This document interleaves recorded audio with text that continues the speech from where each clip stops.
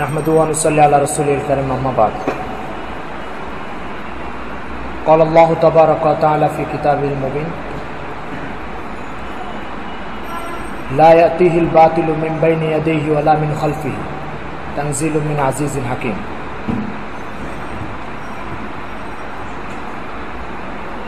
महान अल्लाह ताआलार অশেষ শুকরিয়া যিনি আমাদেরকে আজকের একটি অতি গুরুত্বপূর্ণ বিষয় এখানে আলোচনার জন্য একত্রিত করেছেন এবং বিভিন্ন দূর দূরান্ত থেকে অসংখ্য সত্য অনুসন্ধানী সত্যের পিপাসা নিয়ে এখানে একত্রিত হয়েছেন। তো আমরা সকলে মহান আল্লাহ তাআলার শুকরিয়া জ্ঞাপন করে এবং কষ্ট করে যারা উপস্থিত হয়েছেন তাদের সকলকে কৃতজ্ঞতা জানিয়ে আজকের এই আলোচনা পর্ব শুরু করতে যাচ্ছি।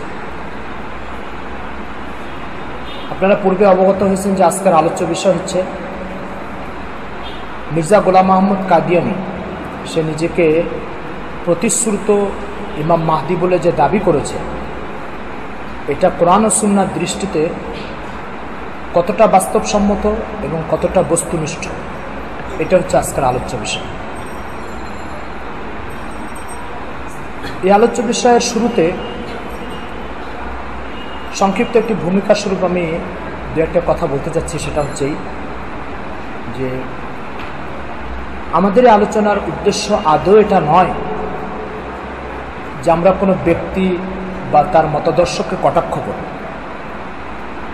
আমাদের এই আলোচনার ব্যাপারে সকল শ্রোতা যারা দূরে আছেন কাছে আছেন সকলকে একটা পরিষ্কার ধারণা নিতে হবে। সেটা হচ্ছেই আমাদের আলোচনার উদ্দেশ্য হচ্ছে যে মুহাম্মদ সাল্লাল্লাহু আলাইহি সাল্লামের কাছ থেকে আপনারা সকলেই ইমাম মেহদির সংবাদটা শুনে একজন আগত ইমামের ব্যাপারে বিশ্বাস স্থাপন করেছেন, ঠিক সেই মুহাম্মদ সাল্লাল্লাহু আলাইহি সাল্লাম তার যেই রং রূপ ও পরিচয় উপস্থাপন করেছেন, প্রথমটার মতো দ্বিতীয়টাতেও আপনি বিশ্বাসী না আপনি দ্বিতীয়টাতে বিভ্রান্তির শিকার?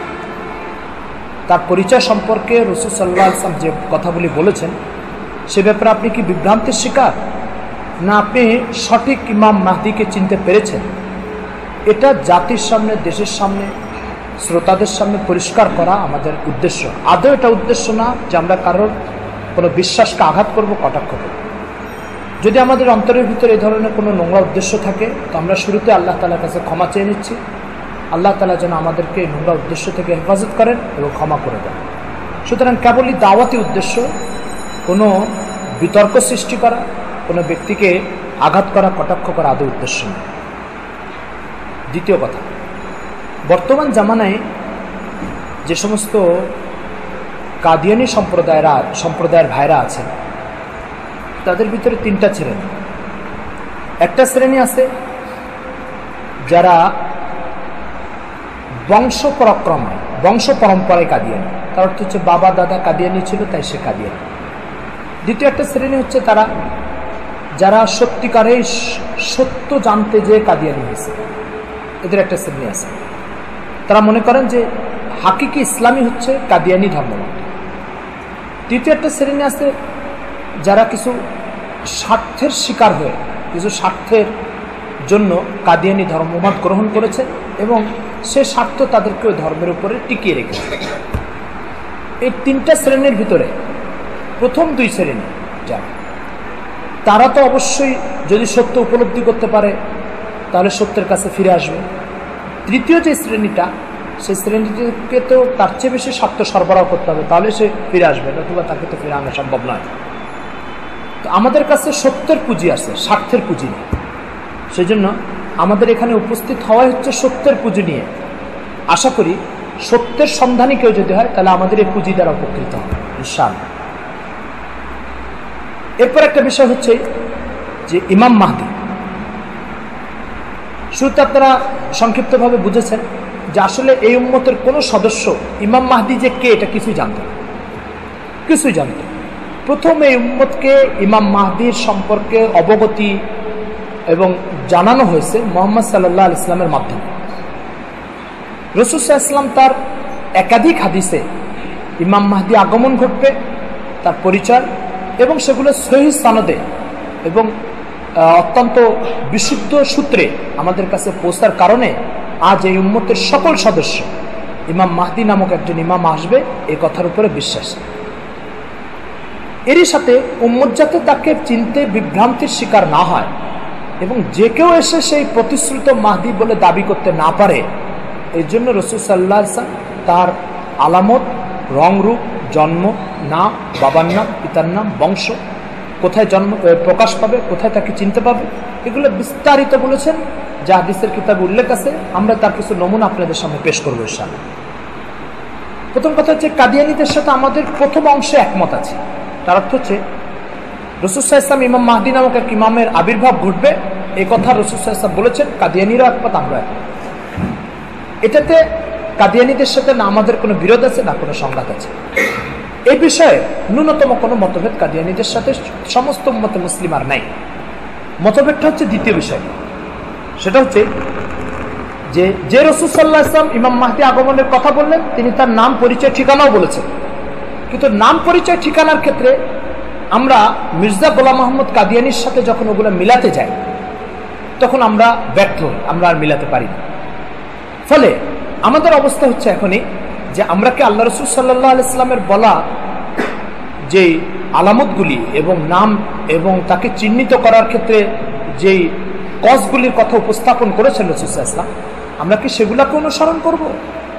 না মির্জা গোলাম মাহমুদ কাদিয়ানী সেগুলো কোনোটার সাথে না মেলা সত্ত্বেও নিজেকে ইমাম মাহদি বলে দাবি করেছে, এখন মির্জা গোলাম মাহমুদ কাদিয়ানীকে মেনে নিয়ে আল্লাহ রসুলের এই সংবাদগুলির থেকে মুখ ফিরিয়ে নিব। এখন আমাদের অবস্থা হচ্ছে এই জায়গায়, যদি আমরা আল্লাহ রসুল সাল্লাল্লাহু আলাইহি ওয়াসাল্লামের বলা আলামতগুলিকে উপেক্ষা করে মির্জা গোলাম মাহমুদ কাদিয়ানীর সাথে না মেলা সত্ত্বেও, সেগুলোর সমন্বয় সাধন না হওয়া সত্ত্বেও মির্জা গোলাম মাহমুদ কাদিয়ানীকে ইমাম মাহদি মেনে নিই, তো তার অর্থ হচ্ছে আল্লাহ রসুল আমাদেরকে একটা কথা বললেন, আমরা সেই কথাটাকে উপেক্ষা করে ইমাম গোলাম মাহমুদ কাদিয়ানীর কথার উপরে আমরা সবাই ইতিকাফ করা শুরু করে দিলাম। আর এটা কোনো মুসলমান করতেই পারে। যেমন রাসূল সাল্লাল্লাহু আলাইহি ওয়াসাল্লাম ইমাম মাহদি সম্পর্কে যে কথাগুলি বলেছেন, তো ইমাম মাহদির প্রাথমিক একটা পরিচয় আপনারা আমার জানা দরকার। সুনানে আবু দাউদে দ্বিতীয় খণ্ডে, আমাদের উপমহাদেশের যে কপিটা আছে, ইন্ডিয়া, পাকিস্তান, বাংলাদেশে যে কপিটা চলে, এই কপিটার দ্বিতীয় খণ্ডের 132 নম্বর পৃষ্ঠা। আর এখানে একটা কপি আছে আমার কাছে, সুনানে আবু দাউদ, আপনারা দেখতে পাচ্ছেন। এটা দারুল মাওয়াদ্দা, এটা হচ্ছে মদিনা শরীফ থেকে ছাপা। এই আবু দাউদের খণ্ড নম্বর হচ্ছে, এই আবু দাউদের 497 নম্বর পৃষ্ঠায় ইমাম আবু দাউদ রহমতুল্লাহ একটা শিরোনাম উল্লেখ করেছেন, কিতাবুল মাহদি, এই নামে একটা শিরোনাম, কিতাবুল মাহদি মানে ইমাম মাহদির আলোচনা। এই আলোচনার ভিতরে ইমাম আবু দাউদ রহমতুল্লাহ তার যে আলোচনাটা করেছেন, এখানে আপনারা দেখতে পাচ্ছেন সব, এই যে আমি পেন্সিল দিয়ে মার্ক করে রেখেছি, একটা হাদিস। এই হাদিসে ইমাম আবু দাউদ রহমতুল্লাহ এখানে মোট 4টা হাদিস উল্লেখ করেছেন। 4টা হাদিসে ইমাম মাহদির পরিচয় যেটা তুলে ধরেছেন উনি, সেটা হচ্ছে ইমাম মাহদি একজন অত্যন্ত ন্যায়নিষ্ঠাবান ইমাম হবে, মদিনাতে তার জন্ম হবে এবং মদিনাতে একজন শাসক ইন্তেকাল করার পরে পরবর্তী শাসক নিযুক্তির ব্যাপারে মানুষের ভিতরে একটা মতভেদ দেখা দিবে। কিছু মানুষ তাকে এই পদ গ্রহণের জন্য উৎসাহিত করবে, সেই পদ গ্রহণ না করার জন্য মদিনার থেকে হিজরত করে মক্কা মুকাররমায় চলে আসবে। যখন মক্কা মুকাররমায় চলে আসবে, মক্কা মুকাররমায় এসে হজ করবে, উমরা করবে, তওয়াফ করবে। একবার একটা তওয়াফে তিনি বাইতুল্লাহ শরীফ তওয়াফ করবেন, তওয়াফ করা অবস্থায় রুকনে ইয়ামানি এবং মাকামে ইব্রাহিম, এই দুইয়ের মাঝে উনি থাকবেন। ঠিক এই টাইমে ওই টাইমে ওনার আশপাশের কিছু মানুষ একটা প্রসঙ্গক্রমে ওনাকে জিজ্ঞাসা করবেন, তোমার নাম? মোহাম্মদ। বাবার নাম? আব্দুল্লাহ। আচ্ছা, তুমি কি ফাতেমা রাদিয়াল্লাহু তাআলার বংশ? হ্যাঁ। তাহলে তুমি সেই ইমাম মাহদি, যে ইমাম মাহদির কথা রাসূল সাল্লাল্লাহু আলাইহি ওয়াসাল্লাম বলেছেন? তো বললেন, হ্যাঁ, আমি সেই ইমাম মাহদি। এই হচ্ছে ওনার পরিচয়ের সূত্র। এখান থেকে এই তওয়াফের জায়গা ওনাকে প্রথম চিনবে মানুষ। চেনার পরে তারপরে উনি ওনার কার্যক্রম অব্যাহত রাখবেন এবং উনি কি করবেন, এটাও ইমাম আবু দাউদ রাহমাতুল্লাহ হাদিসে উল্লেখ করেছেন। আমি এখানে হাদিসের দু একটা সেন্টেন্স বলছি, যেমন বলছেন, লাউ লাম ইয়াবকা মিনাদ দুনিয়া ইল্লা ইয়াউমুন লা তাওয়াল্লাহু যালিকাল ইয়াউমা। যদি দুনিয়ার কোনো দিন বাকি নাও থাকে, কিয়ামতের সামনে আর কোনো দিন বাকি নাই, তারপরও ইমাম মাহদির প্রকাশের জন্য আল্লাহ তাআলা সেই দিনকে লম্বা করে দিবেন, যাতে ইমাম মাহদি প্রকাশ পেতে পারে, তার আবির্ভাবটা এতটা নিশ্চিত। এরপরে উনি ইমাম আবু দাউদ রাহমাতুল্লাহ বলতেছেন যে হুজুর সাল্লাল্লাহু আলাইহি ওয়াসাল্লাম ইরশাদ করছেন মিন আহলি বাইতি, মানে আমার মানে সাইয়্যিদ বংশের। এরপর উনি বলতেছেন ইউয়াতি ইসমুহু ইসমি, তার নাম আমার নামের মুয়াফিক হবে। এরপরে বলতেছেন ওয়া ইসমু আবিহি ইসমাবি, তার বাবার নাম আমার বাবার নামের মুয়াফিক হবে। ইয়ামলাউল আরদা কিসতান, তার একটা কর্মসূচি হবে, সারা জমিন থেকে জুলম অত্যাচারকে দূর করে ন্যায় ইনসাফকে তিনি প্রতিষ্ঠা করবেন। ওয়া আদলান, এবং ইনসাফকে প্রতিষ্ঠা করবেন। কিস্ত এবং আদল এটা মুরাদিফ লফজ এখানে। কামা মুলিয়াত জুলমান ও জুরা, এর পূর্বে মানে ইমাম মাহদি আসার পূর্বে সারা দুনিয়াতে অত্যাচার জুলম দিয়ে ভর্তি থাকবে।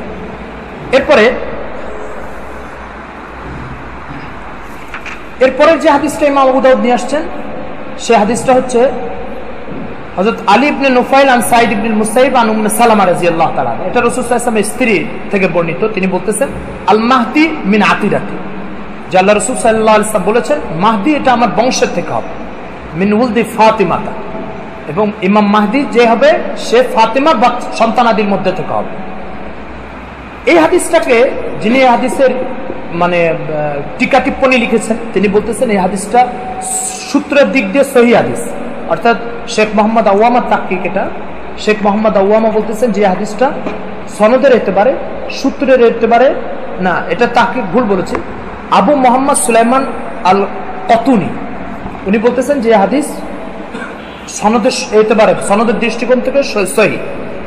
এখানে মোট 4টা আলামতের ব্যাপারে আমরা স্পষ্ট পেলাম এই হাদিসগুলির ভিতরে। 1 নম্বর হচ্ছে নাম মোহাম্মদ হবে, 2 নম্বর বাবার নাম হবে আপনার আব্দুল্লাহ, 3 নম্বর হচ্ছে ফাতেমা রাদিয়াল্লাহু তার বংশধর হবে, আর 4 নম্বর হচ্ছে তিনি সারা দুনিয়াতে জুলম অত্যাচার দ্বারা ভর্তি হয়ে থাকবেন, উনি এসে ইনসাফ ও ন্যায় বিচার প্রতিষ্ঠা করবেন। হাদিস সনদের একেবারে সহিহ, সন্দেহ প্রকাশ করার কোনো সুযোগ নেই। এবার আসুন মির্জা গোলাম আহমদ কাদিয়ানির পরিচয়টা জেনে নিন। কাদিয়ানিরা যদিও মির্জা গোলাম আহমদ কাদিয়ানির জন্মের ব্যাপারে কিছুটা বিভ্রান্তিকর কথাবার্তা বলেছে, যেমন তাদের একটা বর্ণনা আছে 1835 সালে তার জন্ম, একটা বর্ণনা আছে 1839 সালে জন্ম, একটা বর্ণনা আছে 1840 সালে জন্ম। আমরা মির্জা গোলাম মোহাম্মদ কাদিয়ানি রুহানি খাজাইন, এখানে কিছু বইয়ের পরিচিতিও দরকার আছে। রুহানি খাজাইন হচ্ছে মির্জা গোলাম মোহাম্মদ কাদিয়ানির লেখা 84টা বইয়ের সংকলন। জালালউদ্দিন শামস নামে তার একটা মুরিদ, সে এই 84টা বইকে 23 খণ্ডে সংকলন করেছে, যার একটা খণ্ড আমি আপনাদেরকে দেখাই। এটা হচ্ছে 11 নম্বর খণ্ড, আপনারা দেখতে পাচ্ছেন রুহানি খাজাইন। এই রুহানি খাজাইন এটা 11 নম্বর খণ্ড, এরকম 23টা খণ্ডে তার 84টা বইকে সংকলন করা হয়েছে, এবং এই সংকলনের ভিতরে মোটামুটি তার 90% বই পুস্তক এর ভিতরে এসে গেছে। এই রুহানি খাজাইনের একাধিক জায়গায় সে তার বংশ জন্মের পরিচয় দিতে যে কথা বলেছে, আমার জন্ম 1839 সালে, এবং আমি মোগল মোগলদের বংশোদ্ভূত। আর স্পষ্ট কথা এটা যে মোগলরা হযরত ফাতিমা রাদিয়াল্লাহু তাআলা বংশের লোক ছিল না। কথাটা কি বুঝাতে পারছি? এই কথাগুলো আমি সামনে যে অনেক রেফারেন্স এবং উদ্ধৃতি দেখাতে হবে, তো এই জন্য ছোট ছোট কথাগুলোর উদ্ধৃতি আর আমি দেখাতে চাচ্ছি না। তো মির্জা গোলাম আহমদ কাদিয়ানির জন্ম কত সালে এ ব্যাপারে যদি আপনি দেখতে চান তো দেখতে পারেন। এখানে আপনি দেখতে পাচ্ছেন দ্বীনি মালুমাত, এটা হচ্ছে মির্জা গোলাম আহমদ কাদিয়ানির তাদের সংগঠনের যে আহমদী জামাতের একটা সহযোগী সংগঠন হচ্ছে মজলিসে খুদ্দামে আহমদিয়া পাকিস্তান। এই পাকিস্তান থেকে ওরা এই বইটা বের করছে স্কুলের বাচ্চাদের সিলেবাস হিসাবে। এখানে মির্জা গোলাম আহমদ কাদিয়ানির পরিচয়, এই জন্ম সম্পর্কে তারা যে তথ্যটা দিচ্ছে, সেই তথ্যটা হচ্ছে 1835 সালে, পৃষ্ঠা নম্বর 36, দ্বীনি মালুমাত এর 336 নম্বর পৃষ্ঠা। সেখানে বলা হচ্ছে যে 13 ফেব্রুয়ারি মোতাবেক 1835 সালে সে জন্মগ্রহণ করছে। এই তথ্যটা মির্জা গোলাম আহমদ কাদিয়ানির তথ্যের সাথে সাংঘর্ষিক, কারণ তিনি তার রুহানি খাজাইনের ভিতরে বলেছেন 1839-এ তার জন্ম। যাই হোক, আমরা এই জায়গায় বিতর্কে না জড়িয়ে আমরা এটাকে মেনে নিতে পারি 1835 সালে তার জন্ম। 1980 পর্যন্ত মির্জা গোলাম মোহাম্মদ কাদিয়ানী সাহেব তিনি ইসলামের প্রচারের জন্য বিভিন্ন লেখালেখি, বিভিন্ন দাওয়াতি কার্যক্রম পরিচালনা করেছেন।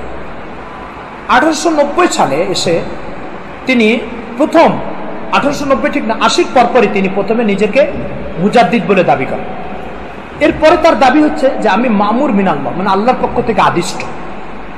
এরপরে তিনি দাবি করেন আমি প্রতিশ্রুত ইমাম মাহদি। ইমাম মাহদির দাবিটা তিনি কত সালে করেছেন এ ব্যাপারে যে বর্ণনাটা পাওয়া যায় সেটা হচ্ছে 1889 সালে তিনি ইমাম মাহদি বলে নিজেকে প্রকাশ করেছেন। এরপরে তিনি নিজেকে মসিহ মউদ বলে দাবি করেছেন 1891 যাওয়ার পরে 1901 উনি নিজেকে জিল্লি নবী ও বুরুজি নবী বলে দাবি করেছেন।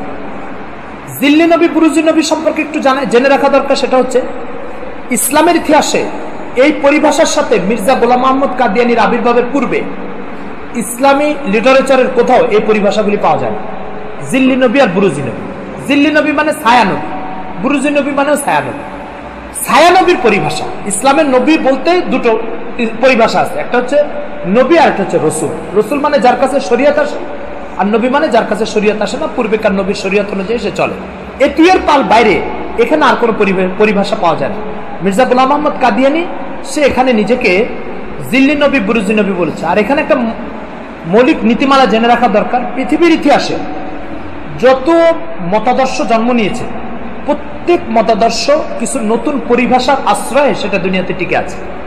নতুন পরিভাষা যার সাথে অতীত ইসলামের কারোর কোনো পরিচয় নেই। জিল্লি নবী বুরুজি নবী ঠিক এরকমই দুটো পরিভাষা। মুসা আলাইহিস সালাম, ঈসা আলাইহিস সালাম সহ পৃথিবীতে যে লক্ষ লক্ষ নবী অতিবাহিত হয়েছে, কোন একজন নবী এই পরিভাষার সাথে পরিচিত ছিলেন না। কেউ বলেন না যে আমি জিল্লি নবী বা বুরুজি নবী। এই পরিভাষার সাথে মুসলিম উম্মাহ প্রথম পরিচিত হয়েছে মির্জা কাদিয়ানী থেকে। যাই হোক, 1801 সালে তার এই দাবি, 1901 সালে তার এই দাবি ছিল। দাবির পরে 1908 সালে 26শে মে মির্জা গোলাম মোহাম্মদ কাদিয়ানী লাহোরে ইন্তেকাল করেন। ইন্তেকাল করার পরে তারপরে তার লাশ বরফ দিয়ে মানে ঢেকে এটাকে হিন্দুস্তানে ইন্ডিয়াতে নিয়ে আসা হয় এবং পাঞ্জাবের গুরুদাসপুরে কাদিয়ান নামক গ্রামে তার দাফন করা হয়েছে এবং সেখানে তার কবর। এ হচ্ছে তার সংক্ষিপ্ত মানে বায়োডাটা, জীবনপঞ্জি। এই জীবনপঞ্জির ভিতরে তার নাম এবং বাবার নাম জানা দরকার। তার মির্জা গোলাম মোহাম্মদ কাদিয়ানী, তার বাবার নাম হচ্ছে গোলাম মুর্তজা, তার মায়ের নাম হচ্ছে চেরাগ বিবি। এ হচ্ছে তার পরিচয়। এখন প্রশ্ন হচ্ছে যে রাসূল সাল্লাল্লাহু আলাইহি ওয়াসাল্লাম সুনান আবু দাউদের যে হাদিসটা আপনারা দেখলেন এবং আমি আপনাদের সামনে পেশ করলাম, সেখানে রাসূল সাল্লাল্লাহু আলাইহি ওয়াসাল্লাম বলছেন ইমাম মাহদি আসবে। কি পরিচয় তার? বলে তার নাম মোহাম্মদ, বাবার নাম আব্দুল্লাহ, সে ফাতেমার বংশোদ্ভূত, ফাতেমার বংশের মধ্যে থেকে হবে। এখন প্রশ্ন হচ্ছে মির্জা গোলাম মোহাম্মদ কাদিয়ানীর নাম হচ্ছে গোলাম মুর্তজা, এই গোলাম আহমদ, বাবার নাম গোলাম মুর্তজা, মায়ের নাম চেরাগ বিবি। বংশ হচ্ছে মোগলদের একটা দাবি করেছেন তিনি, পারস্যের একটা দাবি করেছেন তিনি। আমি পারস্যের বংশোদ্ভূত, মোগলদের বংশোদ্ভূত, দুটো দাবি করেছেন। এখন প্রশ্ন হচ্ছে যে যদি এই দাবি তিনি করেন তাহলে ফাতেমার বংশোদ্ভূত হয়ে ইমাম মাহদি হওয়ার কি সুযোগ আছে ওনার জন্য? হুজুর সাল্লাল্লাহু আলাইহি ওয়াসাল্লাম স্পষ্ট বলছেন যে মদিনা তৈয়বাতে তার জন্ম হবে, মক্কা মুকাররমাতে সে আত্মপ্রকাশ হবে, তাকে মানুষ চিনতে পারবে। প্রশ্ন হচ্ছে মির্জা গোলাম মোহাম্মদ কাদিয়ানী জীবনে কোনোদিন মক্কা মুকাররমাতেও যায়নি, মদিনা তৈয়বাতেও যায়নি। যদি বিষয়টা তাই হয় তাহলে আল্লাহ রাসূল সাল্লাল্লাহু আলাইহি ওয়াসাল্লামের হাদিসের সাথে যখন আমরা এই সমন্বয়হীনতা দেখতেছি তখন আমরা কিভাবে তাকে মির্জা ইমাম মাহদি বলে মানে বিশ্বাস করতে পারি? মির্জা গোলাম মোহাম্মদ কাদিয়ানী ও তার পক্ষ থেকে সে যে ইমাম মাহদি এটা প্রমাণ করার জন্য উর্দুতে বলে আনথাক কোশিশ, বাংলা বলে হচ্ছে হেন কোনো চেষ্টা নাই যে চেষ্টাটা করা হয়নি। আমি এখন কিছু তাদের দলিল নিয়ে বিশ্লেষণ করব, যে দলিলগুলো সে দিয়ে ইমাম মাহদি বলে নিজেকে প্রমাণ করছে।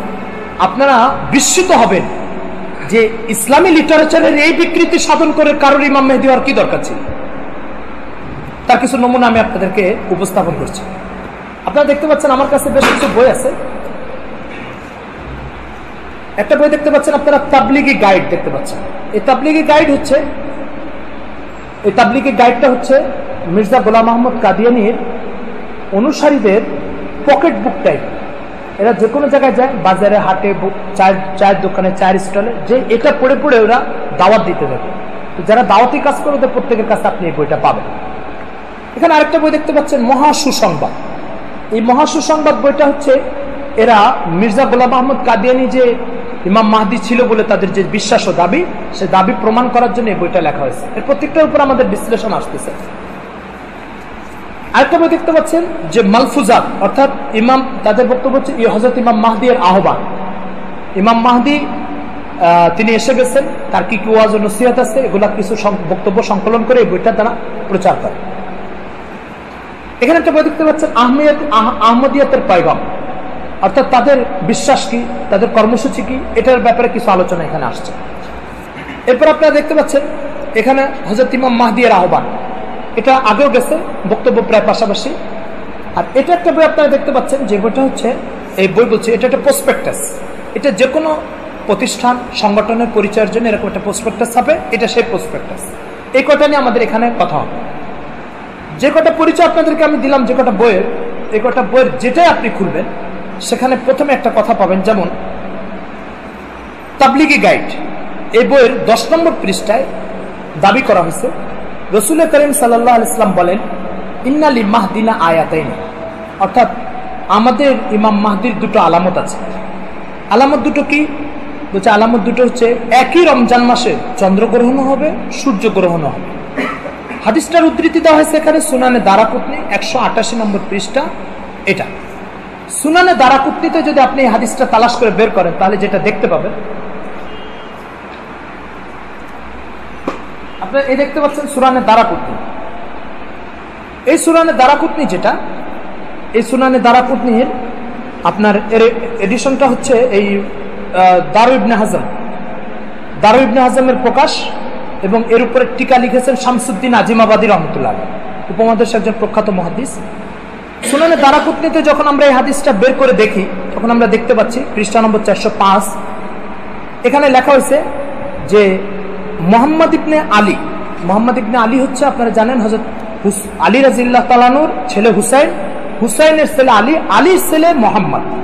সে মোহাম্মদের বক্তব্য, সে বলতেছে এই বক্তব্যটা দিচ্ছে যে আমাদের ইমাম মেহদি যে হবে তার এরকম দুটো আলামত হবে। বড় যে দুর্নীতি এবং জালিয়াতিটা এখানে করা হয়েছে, সে জালিয়াতিটা হচ্ছে মোহাম্মদ ইবনে আলী 115 হিজরিতে ইন্তেকালে একজন তাবি, সেই তাবির কথাকে রাসূল সাল্লাল্লাহু আলাইহি ওয়াসাল্লামের নামে প্রতিটা বইতে চালানো হয়েছে। একজন তাবির বক্তব্যকে আল্লাহ রাসূলের কথার নামে, এবং সেই কথাও বলে নেই যে কলা রাসূলুল্লাহ, কোন তাবি যদি এই কথাও বলে যে আল্লাহ রাসূল এটা বলেছেন, তারপরেও সেটা গ্রহণযোগ্যতা পেতে অনেক কঠিন হয় সাহাবায়ে এই মুহাদ্দিসিনদের কাছে। ইমাম শাফি রাহমাতুল্লাহ তো বলছেন এটা মুরসাল হাদিস, গ্রহণযোগ্য না। ইমাম আহমদ ইবনে হাম্বল বলছেন গ্রহণযোগ্য। সেখানে সে এই কথা বলছে না, এই তাবি মোহাম্মদ ইবনে আলী এই কথা বলতেছে না যে আল্লাহ রাসূল বলেছেন, সে বলতেছে আমাদের ইমাম মেহদির কিছু আলামত আছে, এই কথা বলে সে আলামতগুলো বলতেছে।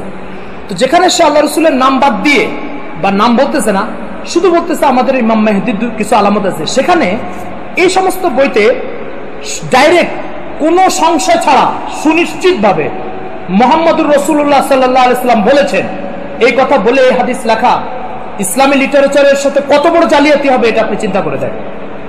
এই জালিয়াতিটা শুধু যে এখানে করেছে তা না, প্রত্যেকটা বিষয়ের ভিতরে এই জালিয়াতি করেছে।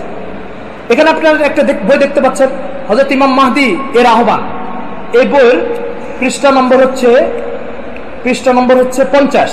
এখানে একই অবস্থায় ইমাম মাহদির এই হাদিসটাকে রাসূল সাল্লাল্লাহু আলাইহি ওয়াসাল্লামের নামে চালানোর চেষ্টা করা হয়েছে। এখানে আপনি দেখতে পাচ্ছেন মালফুজাত ইমাম মাহদি, এখানেও ঠিক একই ঘটনা ঘটছে। এটার পৃষ্ঠা নম্বর হচ্ছে 54। এখানেও রাসূল সাল্লাল্লাহু আলাইহি ওয়াসাল্লামের নামে এই কথাটার উদ্ধৃতি আছে এবং হুজুরের নামে এটা চালানোর চেষ্টা করা হয়েছে। একজন তাবির কথাকে হুজুরের নামে চালানো, এটা কতটা খেয়ানত আর কতটা সতর্কতার পরিচয় হবে আর কতটা মিথ্যাচার হবে এটা আপনাদের কাছে পরিষ্কার। যে ব্যক্তি ইসলামী লিটারেচারের ব্যাপারে এই খেয়ানত করতে পারে, সেই ব্যক্তি নিজেকে ইমাম মাহদি দাবির ব্যাপারে কতটা সত্যতার পরিচয় দিবে আর কতটা সত্য বলে তাকে মানুষ বিশ্বাস করবে, এটা এখানে চিন্তার বিষয়। এর সাথে আপনি এখানে একটা জিনিস দেখতে পাচ্ছেন, দেখবেন এখানে আশ্চর্যের বিষয় হচ্ছে ওলামায়ে কেরামকে কি যে কঠিন শব্দে এরা মানে তিরস্কার করে আর কটাক্ষ করে। এখানে বলতেছে যে বিরুদ্ধবাদীদের অবস্থা দেখিলে আমার বড়ই দুঃখ হয়। লেখা হচ্ছে ইমাম মির্জা গোলাম মোহাম্মদ কাদিয়ানীর বক্তব্য, মসিহ মাউদ আলাইহিস সালামের আগমনের যে সকল লক্ষণ পূর্বে তাহারা নিজেরাই পেশ করিত, মানে দারাকুতনি হাদিসের কথা বলছে, যেটাকে মসিহ মাউদের লক্ষণ হিসাবে পেশ করিত, এখন তারা পূর্ণ হওয়ার পর তাহারা আপত্তি করিয়াছে যে ওইগুলি নাকি সঠিক নয়। উদাহরণস্বরূপ তারা বলে যে রমজান মাসে চন্দ্র সূর্যগ্রহণের হাদিসটি প্রমাণিত নয়। তাহাদিগতকে জিজ্ঞাসা করা হোক, ঘটনার দ্বারা তারা খোদা তাআলার হাদিসকে সত্য বলিয়া প্রমাণ করিয়াছেন, তাহাদের মুখের কথায় কি উহা মিথ্যা হয়ে যাবে? মানে বলছে আল্লাহ তাআলা তো চন্দ্রগ্রহণ সূর্যগ্রহণ ঘটাইছে, আর যখন ঘটাইছে তো আল্লাহ তাআলা এই ঘটনাকে সত্য বলে প্রমাণ করছে, এখন এদের কথার কারণে কি মিথ্যা হয়ে যাবে? উলামা ইকরাম তো এটাকে মিথ্যা বলেননি, বলেছেন যে আল্লাহ রাসূলের নামে চালানো মিথ্যা, এটা আল্লাহ রাসূল বলেনি। আর বুখারী মুসলিমের সুস্পষ্ট হাদিস, আল্লাহ রাসূল সাল্লাল্লাহু আলাইহি ওয়াসাল্লাম বলেছেন, মান কাযাবা আলাইয়া মুতাআম্মিদান ফালিয়াতাবাওয়া মাকআদাহু মিনান নার, যে ব্যক্তি এমন কথা আমার নামে চালায় যে কথাটা আমি বলি নাই, সে জাহান্নামে নিজের ঠিকানা করে নিবে। তো মুহাম্মদ ইবনে আলীর কথাকে আল্লাহ রাসূলের নামে চালানো, এটাকে আল্লাহ রাসূলের উপরে মিথ্যা আরোপ নয়। এরপরে সে বলতেছে আমার সত্যতার শুধু চন্দ্র সূর্যগ্রহণ নয়, বরং আমার সত্যতার জন্য অসংখ্য নিদর্শন ও প্রমাণ আছে, একটা যদি বাদ দেওয়া হয় তাতে কিছু যায় আসে না, কিন্তু এ কথা কি প্রমাণিত হইয়া যাবে যে ভবিষ্যৎবাণীটি মিথ্যা? এরপরে কথাটা শুনুন, তাহারা আমার সহিত শত্রুতা করিয়া শ্রেষ্ঠতম সত্যবাদী মুহাম্মদ সাল্লাল্লাহু আলাইহি ওয়াসাল্লামের ভবিষ্যৎবাণীকে মিথ্যা প্রমাণ করিতে চেষ্টা করিয়াছে। মুহাম্মদ সাল্লাল্লাহু আলাইহি ওয়াসাল্লামের বাণীকে মিথ্যা করলো, এটা কি মুহাম্মদ সাল্লাল্লাহু আলাইহি ওয়াসাল্লামের বাণী? তাহলে সে মুহাম্মদ সাল্লাল্লাহু আলাইহি ওয়াসাল্লামের বাণীর আশ্রয় নিয়ে উলামা ইকরামকে যে কটাক্ষ করলো, এই কটাক্ষটার কি ভিত্তি রইল আর কি হাকিকত রইল? তাহলে মুহাম্মদ সাল্লাল্লাহু আলাইহি ওয়াসাল্লামের বাণীকে মিথ্যা প্রমাণ করার যে অভিযোগ উলামা ইকরামের বিরুদ্ধে দেওয়া হলো, এই অভিযোগ কি উলামা ইকরামের বিরুদ্ধে গেল না তার বিরুদ্ধে গেল? পরিষ্কার কথা। একই ঘটনা পাকিস্তান থেকে যে বইটা প্রকাশ করা হয়েছে, সে বইয়ের ভিতরে একই ঘটনা হয়েছে। দেখেন এই বইয়ের দিন মালুমাত এর 40 নম্বর পৃষ্ঠায় একদম এই ঘটনাটাকে हज़रत सल्लल्लाहु अलैहि वसल्लम की पेशन गोई के मुताबिक हिंदुस्तान में मशरिक़ कुरा में गहन की तारीख से पहली तारीख 13 रमजानुल मुबारक 1311 हिजरी के मुताबिक 21 मार्च 1494 को चांद ग्रहण हुआ। এখানেও এই সুনানে দারাকুত্তির মুহাম্মদ ইবনে আলীর কথাটাকে, যে একজন তাবী, তার এই কথাটাকে আল্লাহ রাসূলের নামে চালিয়ে মুসলমান সমাজে নিজেকে ইমাম মাহদি বলে প্রতিষ্ঠিত করার একটা কুপ্রচেষ্টা অব্যাহত রাখা হয়েছে। তার মানে এই মিথ্যাচারের ব্যাপারে বাংলাদেশ বলেন আর পাকিস্তান বলেন আর ইন্ডিয়া বলেন, সমস্ত কাদিয়ানী মিথ্যাচারের ব্যাপারে একমত, এবং এই মিথ্যাচারকে প্রতিষ্ঠিত করার জন্য তাদের সকলের ঐক্যমত হয়েছে, এবং কেউ এ ব্যাপারে কোন ধরনের কোন প্রশ্ন উত্থাপনের পক্ষে নয়। সকলে মিথ্যাচারকে প্রতিষ্ঠা করার জন্য, চাই পাকিস্তানি হোক, চাই পাকিস্তানি কাদিয়ানি হোক, চাই বাংলাদেশি কাদিয়ানি হোক। এরই সাথে সাথে আপনারা দেখতে পাচ্ছেন যে এখানে আপনারা দেখতে পাচ্ছেন একটা কাগজ, এটা ওরা বিলি করে, এটা একটা হ্যান্ড বিলি, প্রতিশ্রুত মহাপুরুষ ইমাম মাহদি আলাইহিস সালাম আবির্ভূত হয়েছে। দেখতে পাচ্ছেন আপনারা? এখানে দাবি করা হয়েছে যে তিনি ইমাম মাহদি হিসাবে দাবি করেছেন 1989 সালে 1336 হিজরিতে। এখানেও এই দারাকুত্তির সনদে, দারাকুত্তির সূত্রে এই কথাটা উল্লেখ করা হয়েছে। এখানেও এই জালিয়াতিটা এবং এই প্রতারণার আশ্রয় নেওয়া হয়েছে। ইন্নালি মাহদিনা আয়াতাইনে, তার শুরুতে বলা হয়েছে হযরত রাসূল করিম সাল্লাল্লাহু আলাইহি ওয়াসাল্লাম এই কথা বলেছেন। একটু বুক কেঁপে উঠবেন একজন মুসলমানের, যে সে একটা কথা আল্লাহ রাসূল বলে নাই আর সেটাকে আল্লাহ রাসূলের নামে চালানোর চেষ্টা করতেছে, এবং সব লিটারেচারের ভিতরে এই ভ্যানবিলিটা গ্রাম অঞ্চলে সহজ সরল মানুষের হাতে বিলি করা হয়, যে মানুষ কোনোদিন সুনানে দারাকুত্তি কি জিনিস সেটা জীবনে 60 বছরের জিন্দেগিতে কোনোদিন নামও শুনে নেই, ধরেও নাই, ফলে তার এটা গবেষণা করার সুযোগ নেই সুনানে দারাকুত্তিতে আসলে এই বক্তব্যটা কিভাবে আছে। তার সামনে এটাকে তিলকে তাল বানিয়ে আর এই সুন্দর ঝালমরিচ লাগিয়ে এটাকে উপস্থাপন করে তার ইমানটাকে আরামসে সুন্দরভাবে হরণ করার একটা অপকৌশল করা হচ্ছে। এইভাবে এটাকে বিলি করা হচ্ছে। আমরা তৃণমূল পর্যায়ে যখন সফরে গেছি তখন এটা পেয়ে এটা সংগ্রহ করে নিয়ে আসছি, খুলে দেখি যে সেই মানুষের মূর্খতার সুযোগে আর তাদের অজ্ঞতার সুযোগে এইভাবে তাদেরকে প্রতারিত করা হচ্ছে। এরপর আপনারা দেখতে পাচ্ছেন মির্জা গোলাম মোহাম্মদ কাদিয়ানীর ইমাম মাহদি হওয়ার ব্যাপারে যত জায়গায় যত বক্তব্য পাবেন এই দলিলটা সব জায়গায় আছে। এই দলিলটা হচ্ছে সবচেয়ে গুরুত্বপূর্ণ দলিল ওদের কাছে ইমাম মাহদী হওয়ার ব্যাপারে। এবার আপনি দেখেন যে এটা তো হচ্ছে আল্লাহ রসুলের নামে চালানোর এক জালিয়াতি, এরপরেও জালিয়াতির শেষ না, আরো জালিয়াতি আছে। কি দেখেন, দেখি ধারাপত্রিটা দেখি। এখানে আপনারা দেখেন আরেকটা জালিয়াতি হচ্ছে যে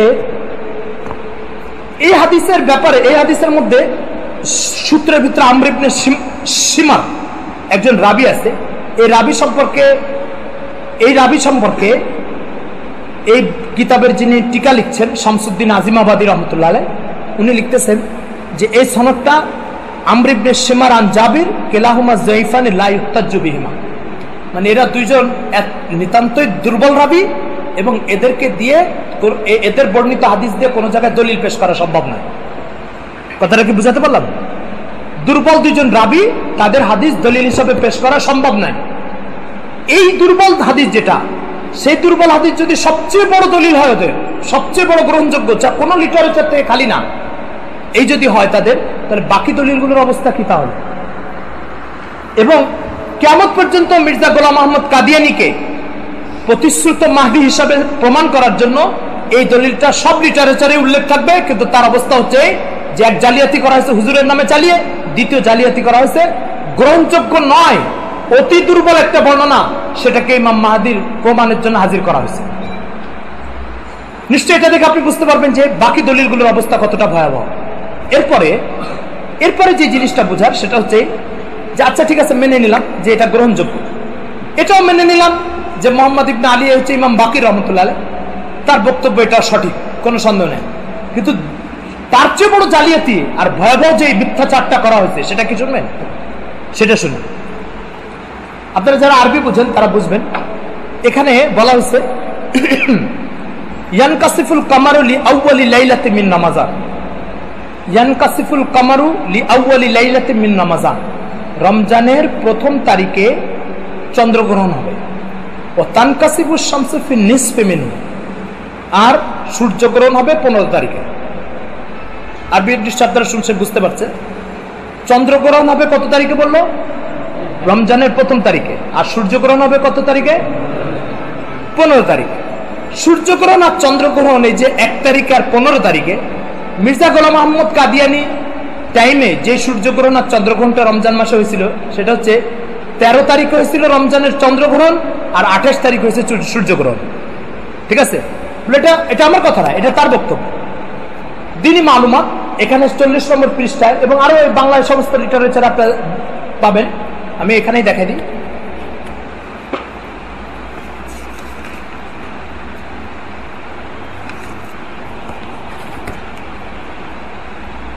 হ্যাঁ, এই যে এখানে সে বলতেছে একই রমজান মাসে, এবার ব্র্যাকেটের ভিতরে বলছে চন্দ্রগ্রহণ 13, 14, 15 তারিখের প্রথম রাতে, 13, 14, 15 তারিখের প্রথম রাতে। হাদিসে শব্দটা আসছে লি আউয়ালি লাইলাতি মিন রমাজান। কি শব্দ আসছে? লি আউয়ালি লাইলাতি মিন রমাজান। লি আউয়ালি লাইলাতি মিন রমাজানের কি অর্থ দাঁড়ায় বলেন?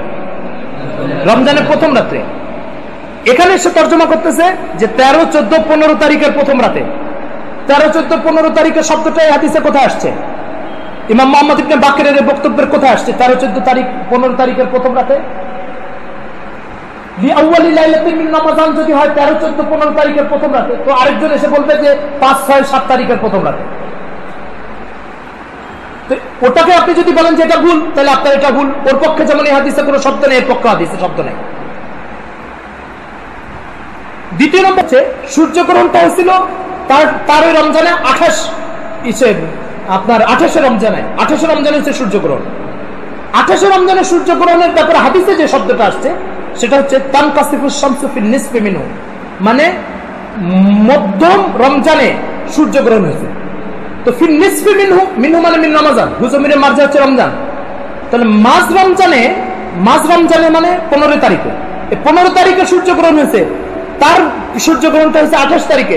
সেখানে বলতেছে এবং সূর্যগ্রহণ 27, 28, 29 তারিখের মধ্যম তারিখে সূর্যগ্রহণ হয়েছিল। এই যে 27, 28, 29 এই কথাটা এই হাদিসে কোন জায়গা আছে? তো বিষয়টা হচ্ছে কি, বিষয়টা হচ্ছে এটা আগের জালিয়াতির চেয়ে আরো বড় জালিয়াতি। সেটা কি? ইসলামী লিটারেচারকে, ইসলামী সাহিত্যকে নিজের স্বার্থ সিদ্ধি করার জন্য ঘুরায় কান ধরে পেঁচায় নিজের মাফিক বানানোর একটা মানে অপকৌশলের একটা নমুনা এবং নিকৃষ্টতম দৃষ্টান্ত এটা। এই হচ্ছে এটার বাস্তবতা। তিনটা সমস্যা। একটা সমস্যা হচ্ছে রাসূল সাল্লাল্লাহু আলাইহি ওয়াসাল্লামের নামে চালিয়ে একটা মিথ্যাচার করা হয়েছে। দ্বিতীয় নম্বর হচ্ছে যে এটাকে আপনার অতি দুর্বল হাদিস লা ইহতাজ্জু বিহিমা, এটাকে বলা হয়েছে যে এটা ইমাম মাহদী আবির্ভাবের সবচেয়ে গুরুত্বপূর্ণ দলিল এটা।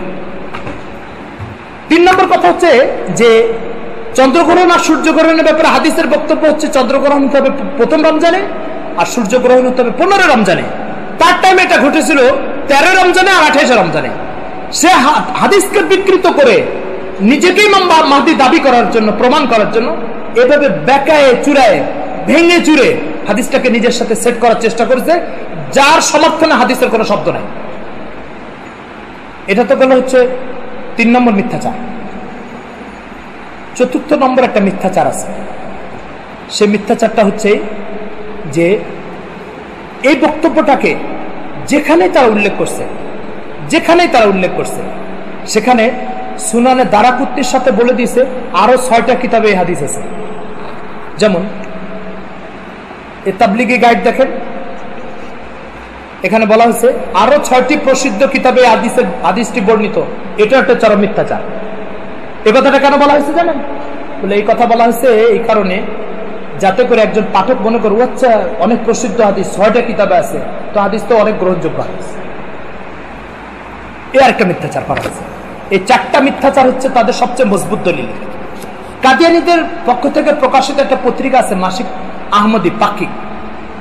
এই পত্রিকাতে ইমাম মাহদীর আলামতের ব্যাপারে যখনই কোনো আলোচনা ওরা করে বা কোনো আর্টিকেল লেখে, তো তার ভিতরে এই দলিলটাকে প্রথম এনে এই 4টা মিথ্যাচারই করা হয়।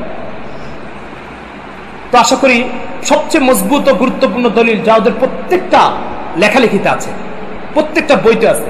আমি যে বইগুলো রেফারেন্স দিলাম প্রত্যেকটা বই এই যে আহমদিয়া মুসলিম জামাত বাংলাদেশ এর মধ্যে আছে। এটা কিন্তু আমার পক্ষ থেকে বলি নাই, সব ওদের প্রকাশিত বই, তার আলোকে আমি এই কথাগুলো বলেছি। এরপরে দ্বিতীয় একটা দলিল হচ্ছে ওদের মির্জা গোলাম মোহাম্মদ কাদিয়ানী নিজেকে ইমাম মাহদী প্রমাণ করার জন্য কত বড় জালিয়াতি করেছে আপনি চিন্তা করতে পারবেন না। এই জালিয়াতি কোনো মানুষ করতে পারে না, চাই সে অমুসলিম হোক না কেন। সে আরেকটা জালিয়াতির কথা বলে আপনাদের।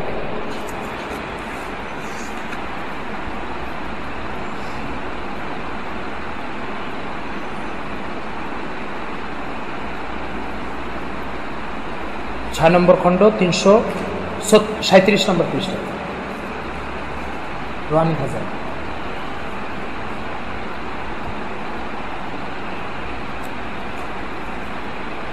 কোনো জ্ঞানীর যদি আমাদের কোনো কথা আপত্তি থাকে, ঠিক আছে, তাহলে আমাদের অ্যাড্রেস দেওয়া থাকবে, সে অ্যাড্রেস নিয়ে আমাদের সাথে আলোচনা করতে আসবে। আমাদের কোনো তথ্য, কোনো উপাত্তে যদি কোনো সন্দেহ বা প্রশ্ন থাকে তা আসবে আলোচনা করতে। এবং কাদিয়ানীদের উচিত যে অভিযোগগুলো এখানে উত্থাপন করা হচ্ছে, তারা তাদের মতাদর্শকে যদি সত্য প্রমাণ করতেই চায় আর এটা যদি সত্য মনেই করে, তো তাদের উচিত এর উপরে যেই প্রশ্নগুলো উত্থাপন করা হয়েছে এটা সঠিক জবাব দেওয়া, এবং এই যে অভিযোগগুলো উঠানো হয়েছে তাদের প্রমাণ করা যে না এটা মোহাম্মদ ইবনে আলীর বক্তব্য না, এটা রাসূল সাল্লাল্লাহু আলাইহি ওয়াসাল্লামের বক্তব্য, এটা প্রমাণ করা তাদের দায়িত্ব। সুতরাং নিয়ে আসুক তারা, আমরা অপেক্ষা আছি এটার জন্য।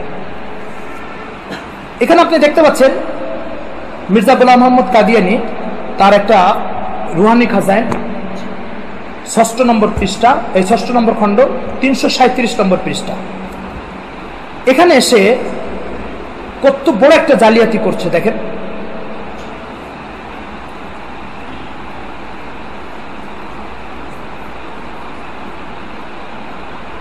अगर हदीस के बयान पर एतमाद ही है तो पहले उन हदीसों पर अमल करना चाहिए जो सिहत और उसुक में इस हदीस पर कोई दर्जा बढ़ी हुई है। मसलन सही बुखारी की वो हदीस है जिनमें, सही बुखारी की वो हदीस है जिनमें आखिरी जमाना में बास खलीफों के निस्बत खबर दी गई है, खासकर वो खलीफा जिसकी निस्बत बुखारी में लिखा है कि आसमान से उसकी निस्बत आवाज आएगी, हादा खलीफतुल्लाहिल महदी। বলছে যদি ইমাম মাহদির ব্যাপারে কোনো হাদিসকে বিশ্বাস করতে হয় তো প্রথমে বুখারী শরীফের হাদিসকে বিশ্বাস করা উচিত। কেন বলছে বুখারী শরীফের হাদিস যেটা, এই হাদিস সবচেয়ে নির্ভরযোগ্য হাদিস, এই হাদিসের ব্যাপারে কোনো প্রশ্ন নাই। তো আসেন এবার বুখারী শরীফের হাদিসে বলছে যে হাদা খলিফাতুল্লাহিল মাহদি, যে ইনি ইমাম মাহদি, আল্লাহর পক্ষ থেকে খলিফা হয়ে আসছে। এই যে কথাটা বুখারী শরীফের উদ্ধৃতি দিয়ে বলা হলো, পুরা বুখারী শরীফের 1129টা পৃষ্ঠা আছে আমাদের ইন্ডিয়া পাকিস্তান বাংলাদেশি যে কপি বুখারী শরীফের, এই 1129 পৃষ্ঠা 2 খণ্ড মিলে 1129 পৃষ্ঠার কোন পৃষ্ঠার কোন একটা লাইনে হাদা খলিফাতুল্লাহিল মাহদি এই বক্তব্য নাই। যদি কোনো কাদিয়ানি প্রমাণ করে দিতে পারে তাহলে যে শাস্তির কথা সে বলবে এটার জন্য আমি প্রস্তুত আছি।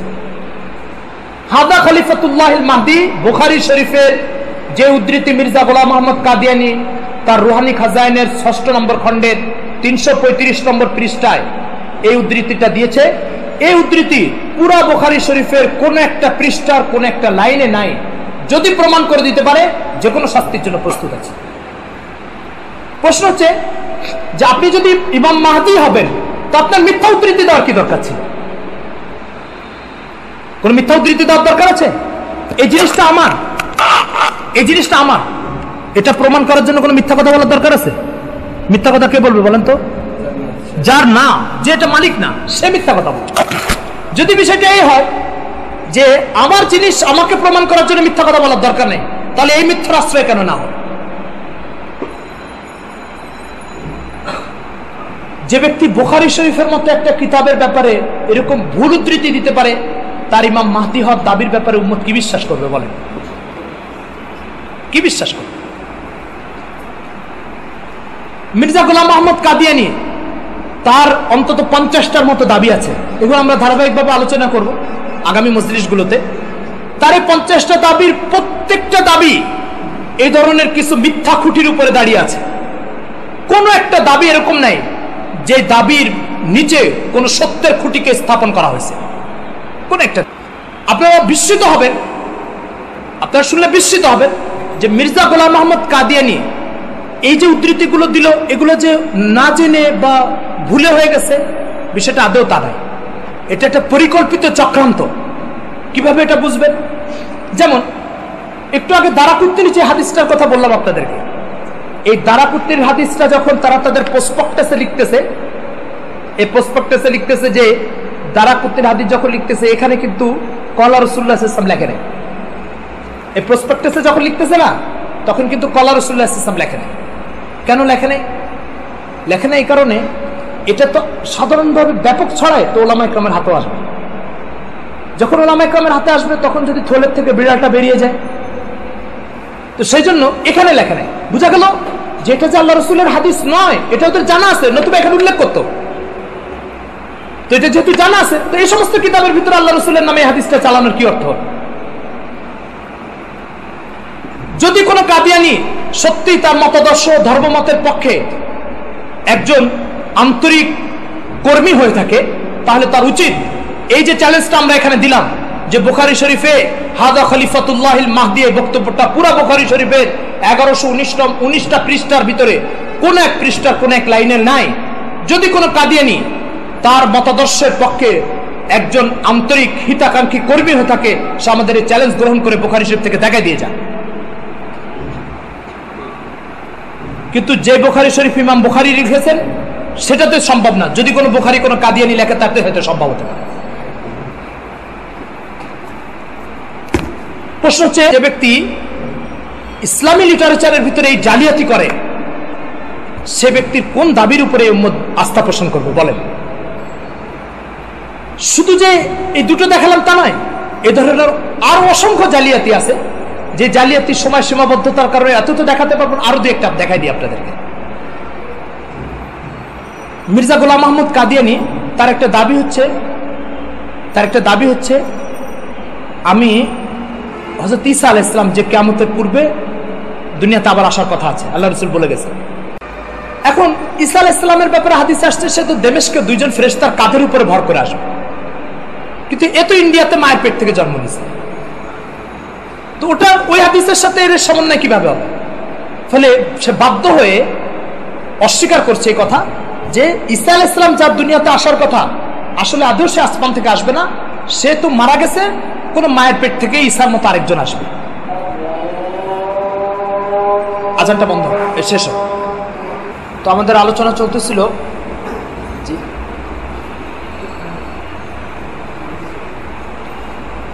তো আমাদের আলোচনা চলতেছিল যে মির্জা গোলাম মোহাম্মদ কাদিয়ানী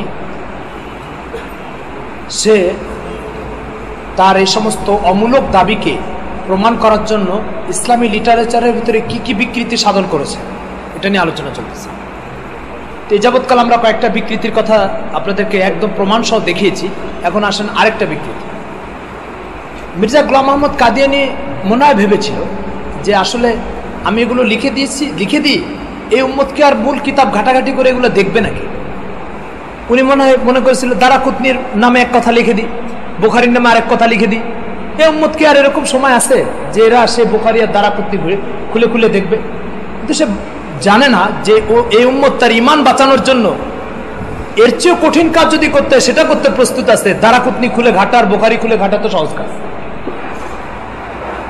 এরকম আরেকটা বিকৃতি দেখেন, মির্জা গোলাম মোহাম্মদ কাদিয়ানী নিজেকে ঈসা আলাইহিস সালামের প্রতিশ্রুত ঈসা মাসিহ বলে দাবি করেছে। এই দাবি করতে যায় সে যে সমস্ত জালিয়াতির আশ্রয় নিয়েছে, সে সমস্ত জালিয়াতির একটা নমুনা হচ্ছে যে সুনানে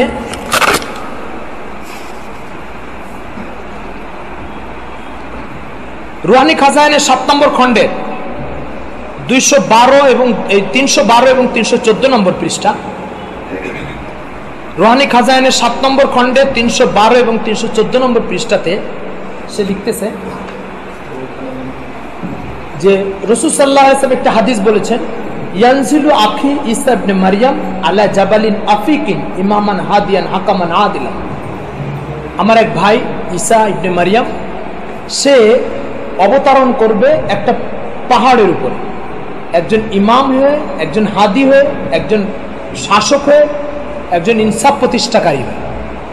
এই কথা সে উদ্ধৃতি করতেছে, যে এই হাদিসটা উদ্ধৃতি করতেছে যে কানজুল উম্মাল থেকে সে হাদিসটা নিয়ে আসছে এবং এখানে আছে এই হাদিসটা।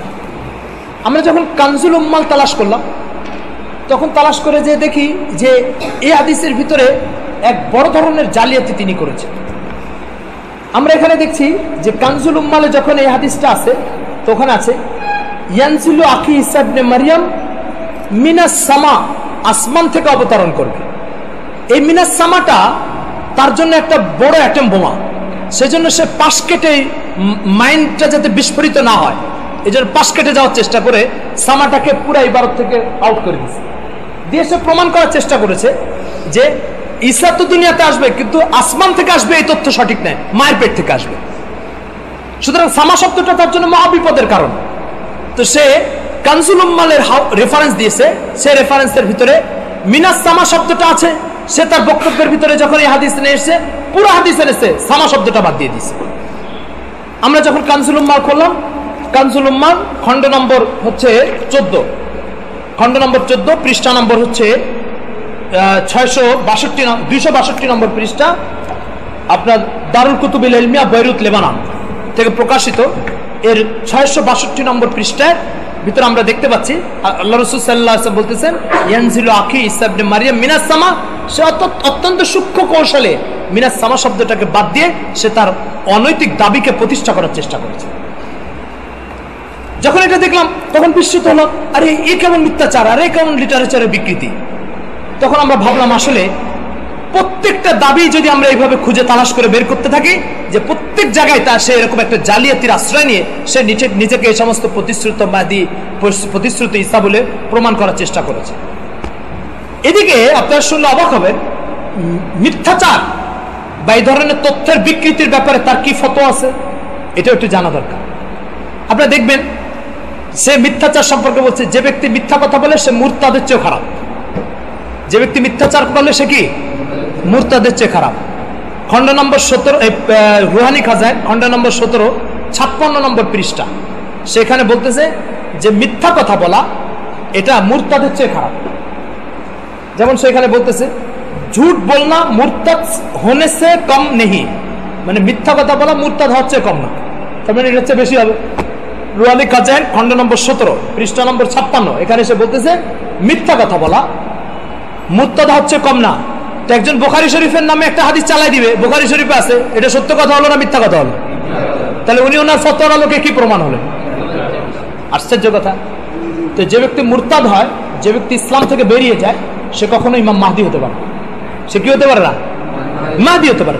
মাহদি তো দুনিয়াকে সত্য প্রতিষ্ঠা করার জন্য আসছে, সে তো দুনিয়াকে মিথ্যার থেকে বাঁচানোর জন্য আসছে।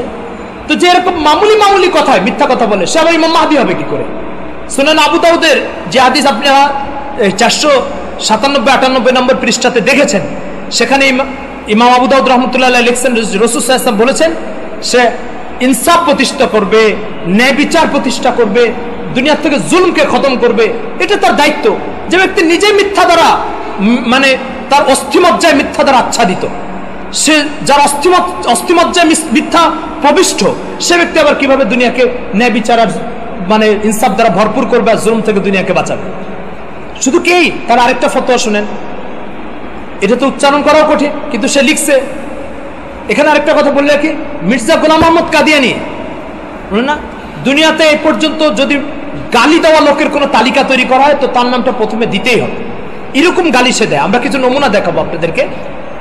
যেমন সে একটা কথা বলছে, ঠিক আছে মিথ্যা কথা বলা মুর্তাদা হচ্ছে কম না, এই কথাটা ঠিক আছে, কোনোভাবে সভ্য সমাজে এই কথা চালানো যায়, কিন্তু জানেন এর পরের কথাটা আমার উচ্চারণ করতে খারাপ লাগতেছে। তারপরে কি বলবো, যেহেতু আপনাদেরকে জানানো দরকার এবং এই উম্মত জানা দরকার যে আসলে কাকে মানা হচ্ছে ইমাম মাহদি, এই উম্মতের এটা পরিষ্কার হওয়া দরকার, সেজন্য এটা বলা প্রয়োজন। বলছে যে মিথ্যা বলা গু খাওয়ার সময়। ঠিক আছে, রুহানি খাজাইন 22 নম্বর খণ্ড 215 নম্বর পৃষ্ঠার ভিতরে সেই কথা বলতেছে। রুহানি খাজাইন 22 নম্বর পৃষ্ঠা 215, এখানে সে বলতেছে যে মিথ্যা কথা বলা গু খাওয়ার সময়। বলছে যে ঝুট বলনা আর গু খানা বরাবর হয়। তার বক্তব্য এই যে আপনারা দেখেন, এই যে আমি মার্ক করে রেখেছি, এই যে আপনারা দেখতে পাচ্ছেন, এই যে মার্ক করে রেখেছি, এটা হচ্ছে রুহানি খাজাইন খণ্ড নম্বর 22 215 নম্বর পৃষ্ঠা। তো বিষয়টা হচ্ছে কি যে মির্জা গোলাম আহমদ কাদিয়ানীর বক্তব্যের আলোকে সে ইসলাম থেকে মুরতাদ হয়ে বেরিয়ে গেল। তার বক্তব্য আলোকে সে কি খেলো এটা আপনারা পরিষ্কার বুঝলেন। এখন আপনারা এসে দেখেন যে তার আরো কিছু ফতোয়া আছে মিথ্যাচার সম্পর্কে। যেমন সে এক জায়গায় বলতেছে, যার একটি কথা মিথ্যা প্রমাণিত হয় তার আর বাকি কোনো কথার উপর আস্থা থাকে না। এটা সে বলেছে রুহানি খাজাইন 23 নম্বর খণ্ডের 231 নম্বর পৃষ্ঠা। দেখেন সে বলতেছে, আপনাদেরকে আমি এটাও উদ্ধৃতি দেখাচ্ছি। জাহেকে রুহানি খাজাইন খণ্ড নম্বর 23 পৃষ্ঠা নম্বর হচ্ছে 231, তার বক্তব্য, তার লিখিত কিতাব এবং তার কাদিয়ানীদের প্রিন্টিং প্রেস থেকে এটা সংগ্রহ করা হয়েছে। এটা কোনো মুসলমানের বানানো জিনিস নয়, কোনো কাদিয়ানী বিরোধী কোনো সংগঠনের প্রেস থেকে বের হয়নি। এটা মির্জা গোলাম আহমদ কাদিয়ানী প্রেস থেকে বের হয়েছে, কাদিয়ানীদের প্রেस থেকে তৈরি হয়েছে किताब। সেখানে সে বলতেছে जाहिर है कि जब एक बात में कोई झूठा साबित हो जाए तो फिर दूसरी बातों में भी उस पर एतबार नहीं रहता। যার একটা কথা মিথ্যা প্রমাণিত হয় তার অন্য কথার গ্রহণযোগ্যতা থাকে না। তার বক্তব্য এটা। যদি তাই হয় তো যার একটা মিথ্যা প্রমাণিত হলে তার আর গ্রহণযোগ্যতা থাকে না, তো যার এতগুলি মিথ্যা প্রমাণিত হবে তার আর গ্রহণযোগ্যতা কিভাবে থাকবে? শুধু এই না, এই মিথ্যাচারগুলো দিয়ে সে এই দেশ আর এই দুনিয়াবাসীকে যেভাবে ধোঁকা দিতে চেয়েছে, ধোঁকা দেওয়ার পরে তার ফতোয়া কি দেখেন। ফতোয়া হচ্ছে খুব কঠিন কঠিন ফতোয়া। তার বলছে যে আমাকে ইমাম মাহদি যে না মানবে এবং আমার আনুগত্য যে না করবে সে কাফের। সেই কথা বলছে তাসকিরা 280 নম্বর পৃষ্ঠা। মানে সেই মিথ্যাচারগুলি করবে, এই মিথ্যাচারে কেউ যদি মুগ্ধ হয়ে তার মুরিদ না হয় তাহলে সে কাফের। রুহানি এটা তাসকিরার অর্থ হচ্ছে তার যত ইলহাম, তার যত কাশ, তার যত স্বপ্ন, এগুলোকে কাদিয়ানীর সংকলন করেছে তাসকিরা নামক কিতাব। এই কিতাবের ভিতরে সে এটা সংকলন করছে। সেখানে বলতেছে जो शख्स, সে বলতেছে আমার কাছে ইলহাম আসছে, जो शख्स तेरी पैरवी नहीं करेगा और तेरी बैत में दाखिल नहीं होगा और तेरा मुखालिफ रहेगा वो खुदा और रसूल के नाफरमानी करने वाला और जहन्नमी है। তো তার এই মিথ্যাচারের সাথে বিশ্বাস স্থাপন না করলে সে জাহান্নামে চলে যাবে। এটা তার ফতোয়া। শুধু কি এখানেই শেষ? সে বলতেছে যে তাজকিরা 519 নম্বর পৃষ্ঠা, সেখানে বলতেছে যে আমার আনুগত্য করলো না, সে কাফের হয়ে দুনিয়া থেকে বিদায় নিল। যে আমার আনুগত্য করলো না, সে কাফের হয়ে দুনিয়া থেকে বিদায় নিল। এই যে তাজকিরা 519 নম্বর পৃষ্ঠা, তার বক্তব্য হচ্ছে खुदा ताला ने मेरे पर जाहिर किया, মানে আল্লাহ তাআলা আমাকে ইলহাম দিয়েছেন, हर एक शख्स जिसको मेरी दावत पहुंची है और उसने मुझे कबूल नहीं किया वो मुसलमान नहीं है और खुदा के नजदीक काबिल मुआखजा है। সে মুসলমান না, যে আমাকে মানবে না সে মুসলমান।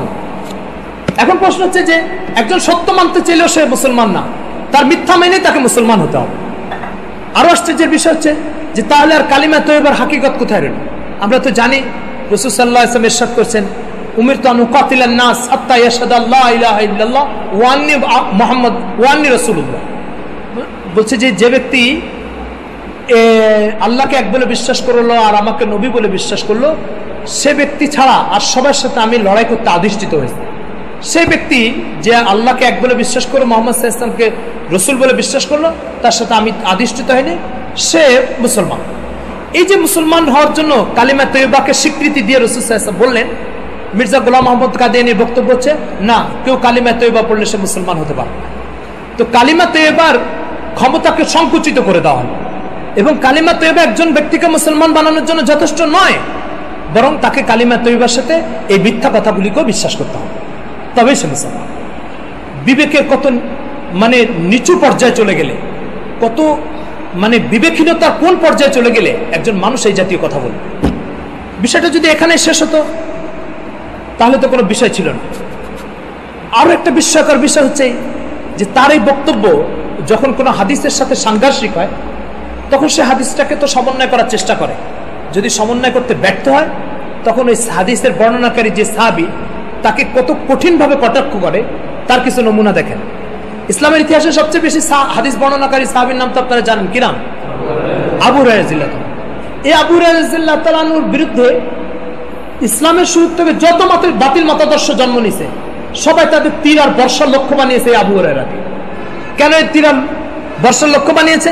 তার কারণ হচ্ছে হাদিসের সংখ্যা বেশি থাকার কারণে এই সাহাবী কোনো বাতিল মতাদর্শের লোকের কাছে পছন্দনীয় না এবং গ্রহণযোগ্য না। সেই ইসলামের শুরু থেকে খাওয়ারিজরা প্রথমে আবু হুরায়রা রাদিয়াল্লাহু তাআলা সম্পর্কে মন্তব্য করেছে, আবু হুরায়রা লাইসা বিআদলি, আবু হুরায়রা কোনো নির্ভরযোগ্য ব্যক্তি না। এই কথাগুলো বলতে বলতে মির্জা গোলাম মোহাম্মদ কাদিয়ানী সেই খাওয়ারিজ আর মুতাজিলাদের বাতিল মতাদর্শে সর্বশেষ মানে খাতামুন নবী ব্যক্তি কি বলতেছে সে দেখেন। খণ্ড নম্বর 19 227 পৃষ্ঠা 127 পৃষ্ঠা, এখানে মির্জা গোলাম মোহাম্মদ কাদিয়ানী বলতেছে যে আবু হুরায়রা जो गोभी था और दरायत अच्छी नहीं रखता, মানে আবু হুরায়রা একটা মেধা ও বুদ্ধিহীন ব্যক্তি ছিল এবং এই ব্যক্তির দরায়ত अच्छी नहीं थी, তিনি হাদিস ভালো বুঝতেন না। আগে বলা হচ্ছে এই কথা আবু হুরায়রা, আর আপনারা বুখারীতে হাদিস পড়ছেন হযরত আবু হুরায়রা রাদিয়াল্লাহু তাআলার ব্যাপারে হাদিসের অনেক কিতাবে আছে যে ওনার হাদিস স্মরণ থাকতো না। তো একবার আল্লাহ রাসূলকে বললেন, ইয়া রাসূলুল্লাহ আমি যা শুনি তা স্মরণ থাকে না। তো রাসূল সাল্লাল্লাহু আলাইহি ওয়াসাল্লাম বললেন যে এটা চাদর দাও। তো সেই চাদরে হুজুর কি পড়ে ফু দিলেন, যে বললেন সিনার সাথে লাগায় নাও, সিনার সাথে লাগিয়ে নিলেন। তারপরে আবু হুরায়রা বললেন সিনার সাথে লাগানোর পরে আমাকে আল্লাহ রাসূল যা যা বলেছেন আর কোনো কথাই বলি নাই। এটা আল্লাহ রাসূলের স্পষ্ট হাদিস। এই ব্যক্তি এই আবু হুরায়রা যার এই ফজিলত তার এই মর্যাদা, সেই আবু হুরায়রার ব্যাপারে এখন বলা হচ্ছে যে আবু হুরায়রা মেধাহীন বুদ্ধিহীন একজন ব্যক্তি ছিল, হাদিসের অর্থ বুঝতো না। সাথে সাথে এই কথা বলা হচ্ছে যে আবু হুরায়রা কেন এই অভিযোগটা আবু হুরায়রার বিরুদ্ধে? শুধু মির্জা গোলাম মোহাম্মদ কাদিয়ানী মিথ্যাকে প্রমাণ করার জন্য উনি 2-4টা হাদিস বলে যেতে পারেন। এই অভিযোগ ছাড়া আবু হুরায়রা রাদিয়াল্লাহু তাআলার বিরুদ্ধে আর কি অভিযোগ আছে? 7ম হিজরি খাইবারের যুদ্ধের টাইমে আবু হুরায়রা রাদিয়াল্লাহু তাআলা ইসলাম কবুল করে আল্লাহ রাসূল সাল্লাল্লাহু আলাইহি ওয়াসাল্লামের সহচর্যে এসেছেন। 7ম হিজরি থেকে আল্লাহ রাসূল সাল্লাল্লাহু আলাইহি ওয়াসাল্লাম ইন্তেকাল করেছেন 11 হিজরি 12 রবিউল আউয়াল। দীর্ঘ 4টা বছর রাসূল সাল্লাল্লাহু আলাইহি ওয়াসাল্লামের সহচর্য পাওয়া একজন সাহাবী তাকে শুধু আমার বাতিল মতাদর্শের সাথে সঙ্গতি রেখে তার থেকে হাদিস পাওয়া যায়নি বলে তাকে কটাক্ষ করা, এটা কোন ইনসাফের চাহিদা হতে পারে? এই হচ্ছে তার সাহাবায়ে কেরাম সম্পর্কে তার বক্তব্য। এরপরে আবু হুরায়রা রাদিয়াল্লাহু তাআলার ব্যাপারে আরো এক জায়গায় সে এই ধরনের কটাক্ষ করেছে, 21 নম্বর খণ্ড 410 নম্বর পৃষ্ঠা। এখানে সে দেখেন কি বলছে, খণ্ড নম্বর 21, 410 নম্বর পৃষ্ঠা। এখানে সে বলতেছে আবু হুরায়রা ফাহমে কোরআন মে নাকিস है, আবু হুরায়রা ফাহমে কোরআন মে নাকিস है। আবু হুরায়রা কোরআন বুঝার ক্ষেত্রে একজন অপরিপক্ক মানুষ ছিল। কোরআন বুঝার ক্ষেত্রে যদি সাহাবায়ে কেরাম অপরিপক্ক হয়, তাহলে এই উম্মতের কোরআন বুঝার ক্ষেত্রে পরিপক্কটাকে। হযরত আব্দুল্লাহ ইবনে মাসউদ রাদিয়াল্লাহু তাআলার এক কথা আছে, মান কানা মুস্তান্নান ফালিয়াস্তান্না বিমান কদ মাত।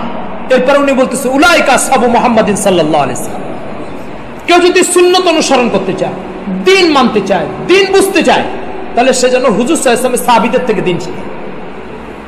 তো যেখানে সাহাবায়ে কেরামের কথা হচ্ছে যে তাদের ফাহমে কোরআন সমস্ত উম্মতের জন্য হুজ্জত আর দলিল, সেখানে মির্জা গোলাম আহমদ কাদিয়ানীর মিথ্যাচারের সাথে আবু হুরায়রা একমত না হওয়ার অভিযোগে আবু হুরায়রাকে আজ কোরআন বুঝার ক্ষেত্রে অপরিপক্কতার মিথ্যা অভিযোগে অভিযুক্ত হতে হবে। কোন বিবেক এটাকে সমর্থন করবে? আর এই কথা যে মানতে পারে না সে কাফের, এই কথা যে মানতে পারে না সে মুসলমান না, এই কথা যে মানতে পারে না সে জাহান্নামী। কি বিস্ময়, কি আশ্চর্য কথা। এরপরে আপনার মানে ধারাবাহিকভাবে শুনেন কি বলতেছে সে।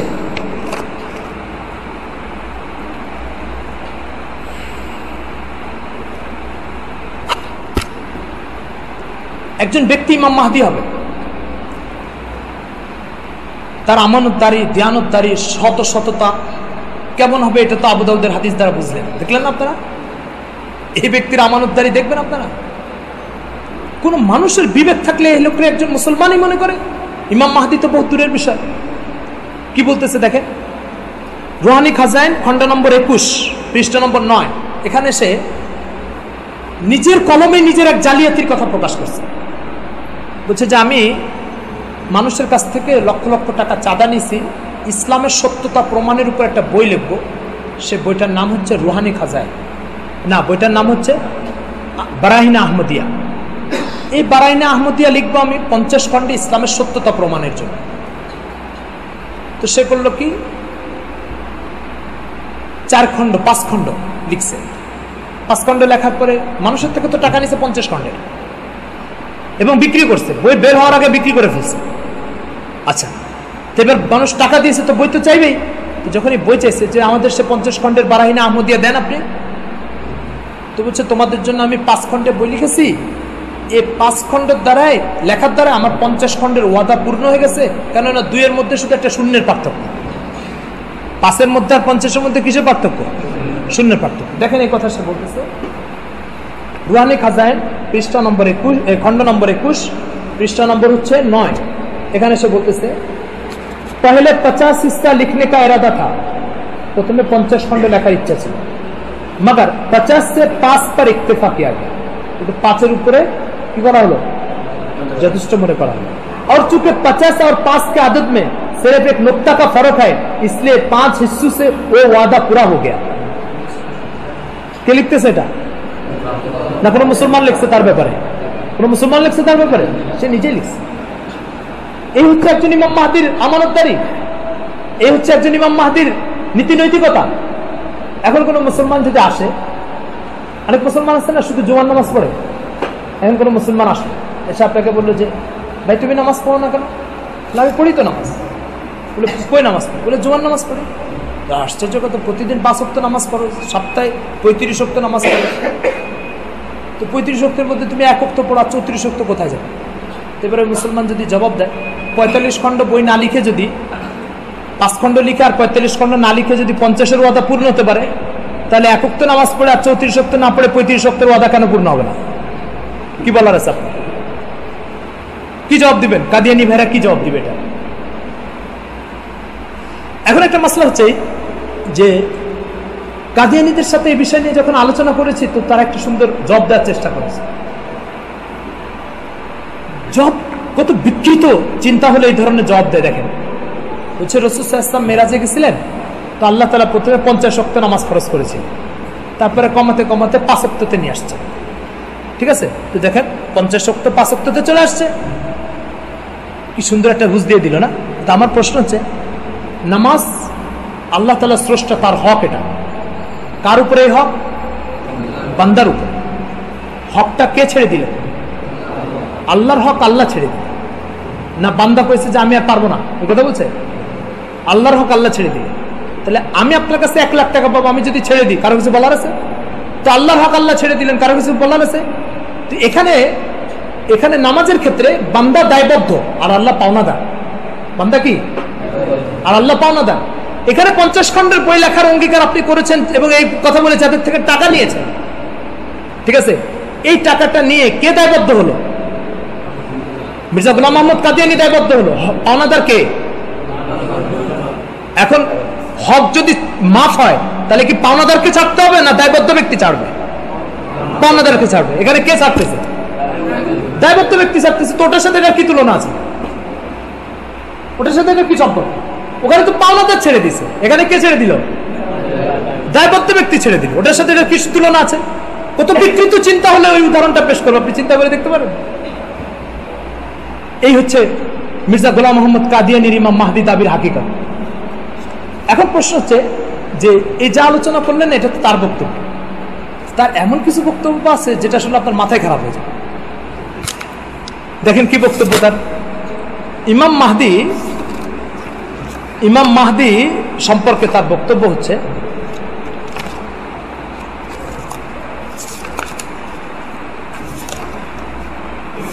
আল্লাহু আকবার।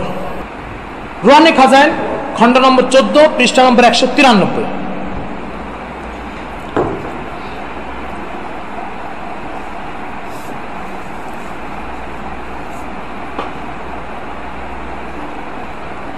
এখানে সে, আপনারা ঠিক থাকবেন আমার এই কথাটা শোনার পরে, বুঝছেন? এখানে সে বলতেছে, ये बात याद रखने के लायक है कि मुसलमान के कदीम फिरकों को एक महदी का इंतजार है जो फातिमा मादर हुसैन के औलाद में से होगा, और नीज एक मसीह की भी इंतजार है जो इस महदी से मिलकर मुखालिफान इस्लाम से लड़ाइयाँ करेंगे। मगर मैंने इस बात पर जोर दिया है कि ये सब ख्यालात लग़्व और बातिल और झूठ है। বলতেছে যে ইমাম মাহদী নামক একজনের অপেক্ষা করতেছে মুসলমানরা, ঈসা আলাইহিস সালাম নামক একজন অপেক্ষা করতেছে। এগুলো, এই সমস্ত অপেক্ষা আর এই সমস্ত আশা, এগুলো মিথ্যা, ভুল, আর এগুলো হচ্ছে একটা ধোঁকাবাজি। এই কথা সে এখানে বলতেছে। আর এরই কয়েক বছর পরে সে নিজে বলতেছে আমি সেই মাহদী। এখানে সে মাহদী আশাকে কি করলো? অস্বীকার করলো। এখানে মাহদী আশাকে অস্বীকার করলো, আর সে কিছুদিন পরে বলতেছে আমি সেই মাহদী। খণ্ড নম্বর 14 পৃষ্ঠা নম্বর হচ্ছে 193। শুধু একটা জায়গায় না, এরকম আরো কয়েকটা জায়গায় সেই কথা বলছে। এবং এরপর বলতেছে এসে খেয়ালাতকে মাননে ওয়ালে সব গলতি পারে। ইমাম মাহদী দুনিয়াতে আসবে, এটা মাননেওয়ালারা কি গলতির উপর আছে। এই কথাগুলো ইমাম মাহদী আসবে, এটা তো হাদিস দ্বারা প্রমাণিত। তো এটাকে যে ব্যক্তি ঝুট বলবে, সে কাকে ঝুট বললো? হাদিসকে ঝুট বললো। তো যে ব্যক্তি হাদিসকে ঝুট বললো এবং ওই হাদিস যে আসলে ঝুট নয়, সে তো নিজেই পরে প্রমাণ করলো যে সে যখন গ্রহণ করেছে তাহলে এটা ঝুট নয়। তাহলে আল্লাহ রসুলের হাদিসকে ঝুট বলে পরে সেটাকে গ্রহণ করা, আর তামাম উম্মতে মুসলিমার 1300 বছর ধরে ইমাম মাহদীর আসার অপেক্ষাকে আঘাত করা, পরবর্তীতে নিজে আবার দাবি করা আমি মাহদী, এটা কোন স্ববিরোধিতা? এটা কি বিচিত্র স্ববিরোধিতা? এই স্ববিরোধিতার সম্পর্কে তার একটা বক্তব্য আছে। তার বক্তব্য হচ্ছে কোনো ব্যক্তির কথার ভিতরে যদি স্ববিরোধিতা পাওয়া যায় তাহলে তার আর বাকি কথা গ্রহণযোগ্য থাকে না। এটা তারই বক্তব্য। শেখ যে দাবি করছে যে মাহদী ও মাসিহের ব্যাপারে, এক যে দাবি করছে মাসিহ ও মাহদী, এটা খণ্ড নম্বর 14 পৃষ্ঠা নম্বর হচ্ছে 429-30। এখানে সে দাবি করতেছে যে মাহদী ও মাসিহের ব্যাপারে যত হাদিস আছে সমস্ত হাদিস মিথ্যা ও জাল, মিথ্যা ও জাল। এই যে দেখেন खंड नंबर 429 से बोलते से महदी और मसीह मौद के बारे में जो मेरा अकीदा और मेरी जमात का अकीदा है वो ये है कि इस किस्म की तमाम हदीसें जो महदी के आने के बारे में हैं हरगिज़ काबिल उसुक और काबिल इतबार नहीं। তাহলে সব হাদিসকে সে মিথ্যা প্রমাণ করলো, যেগুলো বুখারী মুসলিমের সহিহ হাদিস, সিয়াসিত্তার ইমামরা নিয়ে আসছে, যেগুলোকে সে পরে নিজেও স্বীকার করছে। তারপরে সে এগুলোকে সহিহ হাদিস হিসেবে অস্বীকার করে কি বোঝাতে চলো, এবার তার আরেক বক্তব্য দেখেন।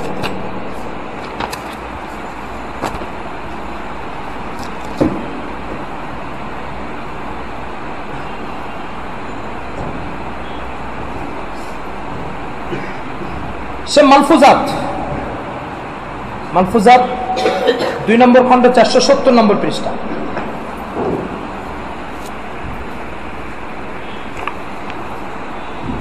নম্বর পৃষ্ঠা খণ্ড নম্বর 2। এখানে সে দাবি করতেছে যে ব্যক্তি হাদিসকে অস্বীকার করে সে মুসলমানই থাকে না। কথা বুঝা গেছে? তো এই যে সবিরোধ কথা, এই সবিরোধ কথা ব্যাপারে কোরআন মজিদের একটা আয়াত আপনি স্মরণ করতে পারেন। আল্লাহ তাআলা বলছে, লাউ কানা মিন ইনদি গায়রিল্লাহি লাওয়াজাদু ফীহি ইখতিলাফান কাসীরা। যদি কোরআন আল্লাহর কাছ থেকে না এসে কোনো মানুষের কাছ থেকে আসতো, তাহলে এর ভিতরে অনেক স্ববিরোধী কথাবার্তা থাকতো। কথা বুঝা গেছে? তো যখন স্ববিরোধী কথাবার্তা থাকা এটা আল্লাহর কাছ থেকে না আসার দলিল, এটা কি আল্লাহর কাছ থেকে না আসার দলিল? এবার মির্জা গোলাম মোহাম্মদ কাদিয়ানী বলতেছে, আমি যত কথা বলি সব আল্লাহর কাছ থেকে বলি, নিজের পক্ষ থেকে কিছু বলি না। যেমন এটার জন্য দূরে যাওয়ার দরকার নেই, এটার জন্য এই যে এদের এটা আছে, ওই জন্য তাবলিগি রাইটটা হয়। আচ্ছা, এই উদ্ধৃতিটা আমি প্রথমে আপনাদেরকে দেখাইনি, এটা বলে দিই। 1306 হিজরি মোতাবেক 1889 খ্রিস্টাব্দে 23শে মার্চ পারস্য বংশোদ্ভূত হযরত মির্জা গোলাম মোহাম্মদ কাদিয়ানী আল্লাহ তাআলা কর্তৃক প্রত্যাদিষ্ট হয়ে আহমদী জামাত প্রতিষ্ঠা করেন। পারস্য বংশোদ্ভূত তাবলিগি গাইডে বলা হচ্ছে মির্জা গোলাম মোহাম্মদ কাদিয়ানী কি বংশোদ্ভূত, আর ইমাম মাহদির ক্ষেত্রে আল্লাহ রাসূল কি বলেছেন, হযরত ফাতেমা রাদিয়াল্লাহু তাআলা বংশোদ্ভূত হবে। এটা হচ্ছে পৃষ্ঠা নম্বর 10 তাবলিগি গাইড। এখানে বলা হচ্ছে,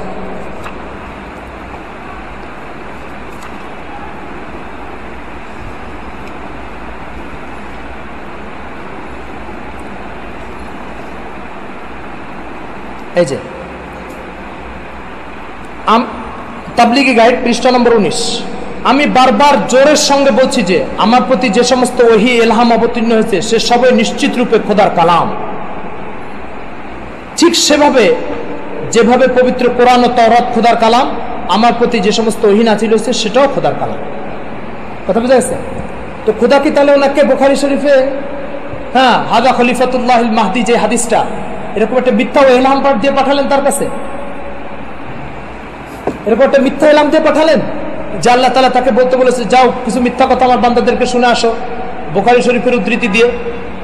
এই যে আমার কাছে যা আছে সব খোদার কালাম আসে, আর আমি যা বলি সব সত্য বলি, ঠিক আছে? আর এই সমস্ত মিথ্যা কথাগুলো বলে খোদাকে মৃত্যুক বানানো তার বান্দাদের কাছে, এটা কোন বুদ্ধিমত্তা পরিচয় আল্লাহ জানে। আসলে তিনি এই কাজগুলো কেন করতেন, এই কথাগুলো কেন বলতেন, এটা একটা জানার দরকার আছে। এর একটা পটভূমি ও প্রেক্ষাপট আছে। প্রেক্ষাপটটা আমরা আগামী অনুষ্ঠানে আরো বিস্তারিত বলবো, আজকে সংক্ষেপে বলবো। উপমহাদেশে ব্রিটিশ সাম্রাজ্যবাদ যখন তার ক্ষমতাকে নিষ্কণ্টক এবং নির্বিঘ্ন করতে চায়, কোনো বাধা থাকবে না, কোনো বিপত্তি থাকবে না, আরামসে এই উপমহাদেশকে শাসন করবে। তারা দেখলো এই উপমহাদেশ সবচেয়ে বড় বাধা যেটা, সেটা হচ্ছে এদেশের মানুষের ধর্মীয় চেতনা।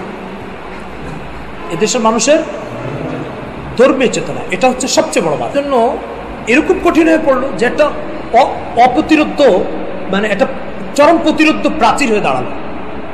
সুতরাং এই উপমহাদেশের মানুষের ধর্মীয় চেতনাকে খতম না করলে এই উপমহাদেশের মানুষের উপরে নিষ্কণ্টকভাবে নিশ্চিন্তভাবে শাসন কার্য পরিচালনা করা যাবে না। এই জন্য তারা 3টা কর্মসূচি হাতে নিল। 1 নম্বর কর্মসূচি এই উপমহাদেশের মানুষকে খ্রিস্টান বানানো। 2 নম্বর কর্মসূচি ছিল শিক্ষা ব্যবস্থার নামে মানুষের ভিতরে নাস্তিকতা ঢুকাই দিয়ে খোদাদ্রোহী বানায় দেওয়া, হলে বাস ধর্মীয় চেতনা শেষ। 3 নম্বর কাজ যেটা তারা হাতে নিল সেটা হচ্ছে এরকম একটা ধর্মীয় চেতনা এদেরকে উপহার দেয় যে চেতনাটা সম্পূর্ণ ব্রিটিশ সরকারের অনুকূল। এই কাজের জন্য দরকার ছিল এরকম একজন ব্যক্তি যে তাদের কর্মসূচিকে বাস্তবায়ন করার পূর্ণ অঙ্গীকারাবদ্ধ হবে। এই জন্য ওরা রোগ খুঁজতে খুঁজতে দেখলো মির্জা গোলাম মোহাম্মদ কাদিয়ানীকে পেয়েছে। প্রথমে তাকে দিয়ে মুজাদ্দিদ দাবি করালো, দেখলো যে মুজাদ্দিদ দাবি হলে তো কোরআনের আয়াতকে মানসুখ করতে পারবে না, রহিত করতে পারবে। এরকম একজন ব্যক্তি দরকার যে কোরআনের আয়াতকে রহিত করতে পারে। আর এটার জন্য মুজাদ্দিদ যথেষ্ট নয়, নবুয়তের দাবি করাতে হবে। এই জন্য ধীরে ধীরে এই ব্যক্তিকে দিয়ে নবুয়তের দাবি করেছে। নবুয়তের উপর আমাদের আরেকটা মজলিসে আলোচনা হবে যে আসলে শেষ নবী কে এবং সে যে নবুয়তের দাবি করছে এটা কতটা বিভ্রান্তিকর। এই জন্য তার বক্তব্য কথায় কথায় আপনি ব্রিটিশের সে সমস্ত চক্রান্তের সুস্পষ্ট গন্ধ আপনি তালাশ করে পাবেন। রুহানি খাজাইন খণ্ড নম্বর 6 380 নম্বর পৃষ্ঠাতে সেটা বক্তব্য দিচ্ছে, ইসলামের দুইটি অংশ আছে, একটা অংশ হচ্ছে আল্লাহর আনুগত্য, আর একটা হচ্ছে ব্রিটিশ সরকারের আনুগত্য। রুহানি খাজাইন খণ্ড নম্বর 6 পৃষ্ঠা নম্বর 280 সে বলতেছে यही है कि इस्लाम के दो हिस्से हैं, एक ये कि खुदा की इताअत करे और दूसरी इस सुल्तानत की इताअत करे। जिसने हम अमन कायम किया हो, जिसने जालिमों के हाथ से अपनी छाया में हमें पाना दी। জালিম বলতে মুসলমানদেরকে বোঝানো হয়েছে, বলে মুসলমানদের হাত থেকে বাঁচায় আমাদেরকে আশ্রয় দিয়েছে। কি বোঝা গেল এখান থেকে? তাদের কোলে আশ্রিত, তারা ব্রিটিশের কোলে আশ্রিত, এখনো ব্রিটিশদের কোলে আশ্রিত। এই যে সেন্ট্রাল মানে অফিস আদালত তার মার্কাজ হচ্ছে এখন লন্ডনে। তারপরে বলতেছে ও সুলতানাত হুকুমতে বারিতানিয়া হয়, যে ব্রিটিশ সরকার হচ্ছে সেই সুলতান যে আমাদেরকে আশ্রয় দিয়েছে, তার আনুগত্য হচ্ছে ইসলামের দ্বিতীয় আরেকটা অংশ।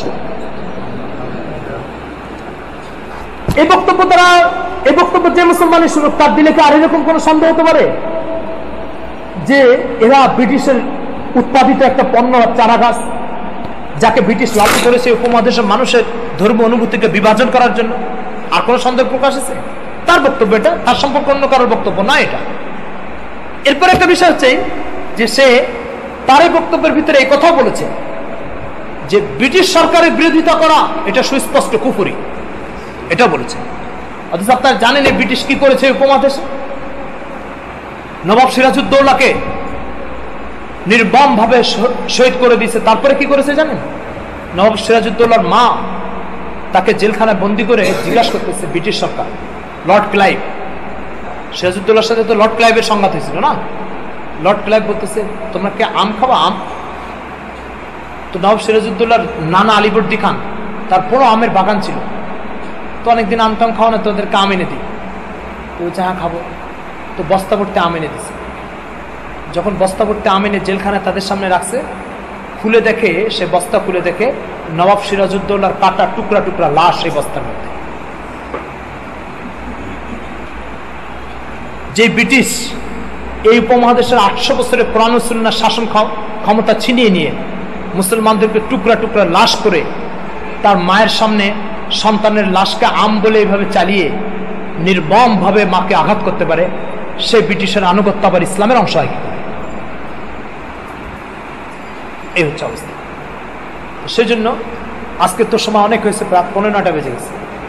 সেজন্য আজকে আর আপনাদেরকে বিরক্ত করব না, আজকে এ পর্যন্তই থাক। ইনশাল্লাহ আগামী পর্বগুলো এক একটা আলোচনা আসবে, অনেক আলোচনা আছে, অনেক আলোচনা আছে। কাদিয়ানিয়াত সম্পর্কে যদি কয়েক বছর আলোচনা করা হয় তবুও শেষ হবে না। এদের চক্রান্ত, এদের বিস্তৃতি, এরা কি চায় উম্মতে মুসলিমাকে নিয়ে, এগুলো ইনশাল্লাহ সব ধীরে ধীরে আলোচনা করা হবে।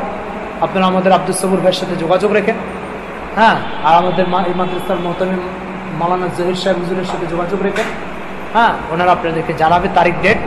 আপনারা খুব বেশি বেশি প্রচার করেন এই বিষয়গুলো, যাতে করে আমাদের এমনি আলিমুল আমরা এরা সবাই জানে কাদিয়ানিরা কাফের, আমাদের হুজুরা ফতোয়া দিছে। আসলে কি করে এরা, কি চায় এরা, কিছুটা তো অনুমান করতে পারলেন, তাই না? এরকম আরো অনুমান করতে পারবেন প্রতিটা মজলিসে যদি আসে। খুব ভয়াবহ অবস্থা। এটা তো ইমাম মাহদী সে ছোট একটা বিষয় নিয়ে দাবি করে। এরপরে যে সে নিজেকে খাতামুন নবিয়্যিন বলেছে, মুহাম্মদ সাল্লাল্লাহু আলাইহি ইসলামের দ্বিতীয় সংস্কার বলেছে নিজেকে, ঠিক আছে? হুজুর সাল্লাল্লাহু আলাইহি ইসলামের দ্বিতীয় রূপ নিজেকে বলেছে, ঠিক আছে? এই সমস্ত বিষয় যখন আপনি শুনবেন তখন আপনার মানে সম্বিত হারিয়ে ফেলবেন আপনি, এরকম একটা অবস্থা। তো সেই জন্য আসেন এই মজলিসগুলোতে, ইনশাআল্লাহ ধারাবাহিকভাবে চলতে থাকবে, বুঝলেন? আর একটা শেষ কথা মানে বলে আজকে বিদায় নিই, হ্যাঁ, সেটা হচ্ছে মির্জা গোলাম মোহাম্মদ কাদিয়ানী ও মনে হয় জানতো না যে আসলে মানুষ তাকে নিয়ে এত গবেষণা করবে, এ মনে হয় জানতো না, এই জন্য যা ইচ্ছা তাই বলেছে। কিন্তু আসলে ঘটনা কি হয়েছে দেখেন, সে এক জায়গায় বলতেছে আমি শেষ মুজাদ্দিদ, এই হযরত ঈসা আলাইহিস সালাম হচ্ছে শেষ মুজাদ্দিদ, তারপর আর কোনো মুজাদ্দিদ আসবে না, ঠিক আছে? যেমন এটার বলি আপনাদেরকে,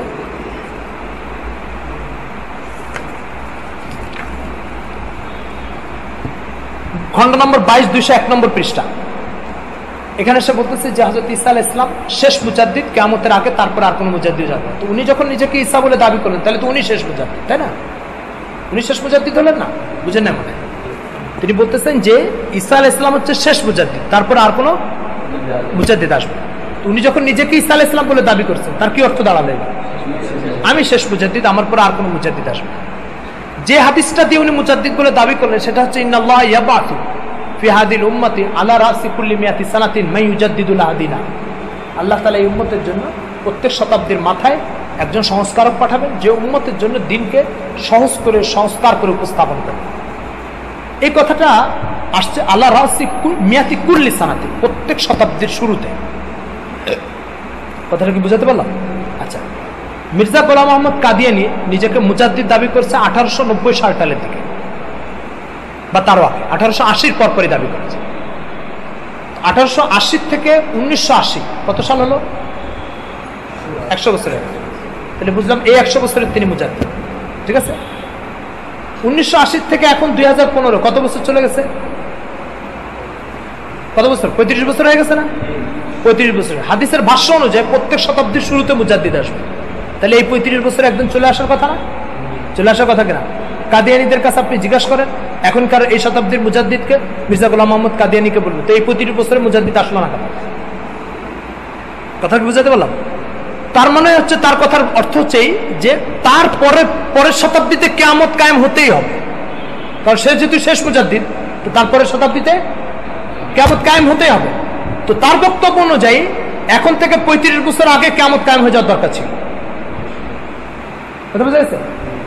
এখন থেকে 35 বছর আগে কিয়ামত কায়েম হয়ে যাওয়ার দরকার ছিল। কই, কিয়ামত তো কায়েম হলো না এখনো। তো 35 বছর হয়ে গেলে এখনো মুজাদ্দিদ আসলো না, তাহলে এটা একটা ধোঁকাবাজি আর প্রতারণা, যে শেষ মুজাদ্দিদ আর তারপরে আর কোনো মুজাদ্দিদ আসবে না। এটা একটা প্রতারণা। কথাটা কি বুঝাতে পারলাম? তো বুঝা গেল সে মুজাদ্দিদও না, বুঝা গেল ইমাম মাহদী না, কোন হাদিসের সাথে তার কোনো মোতাবাকত মিল নেই।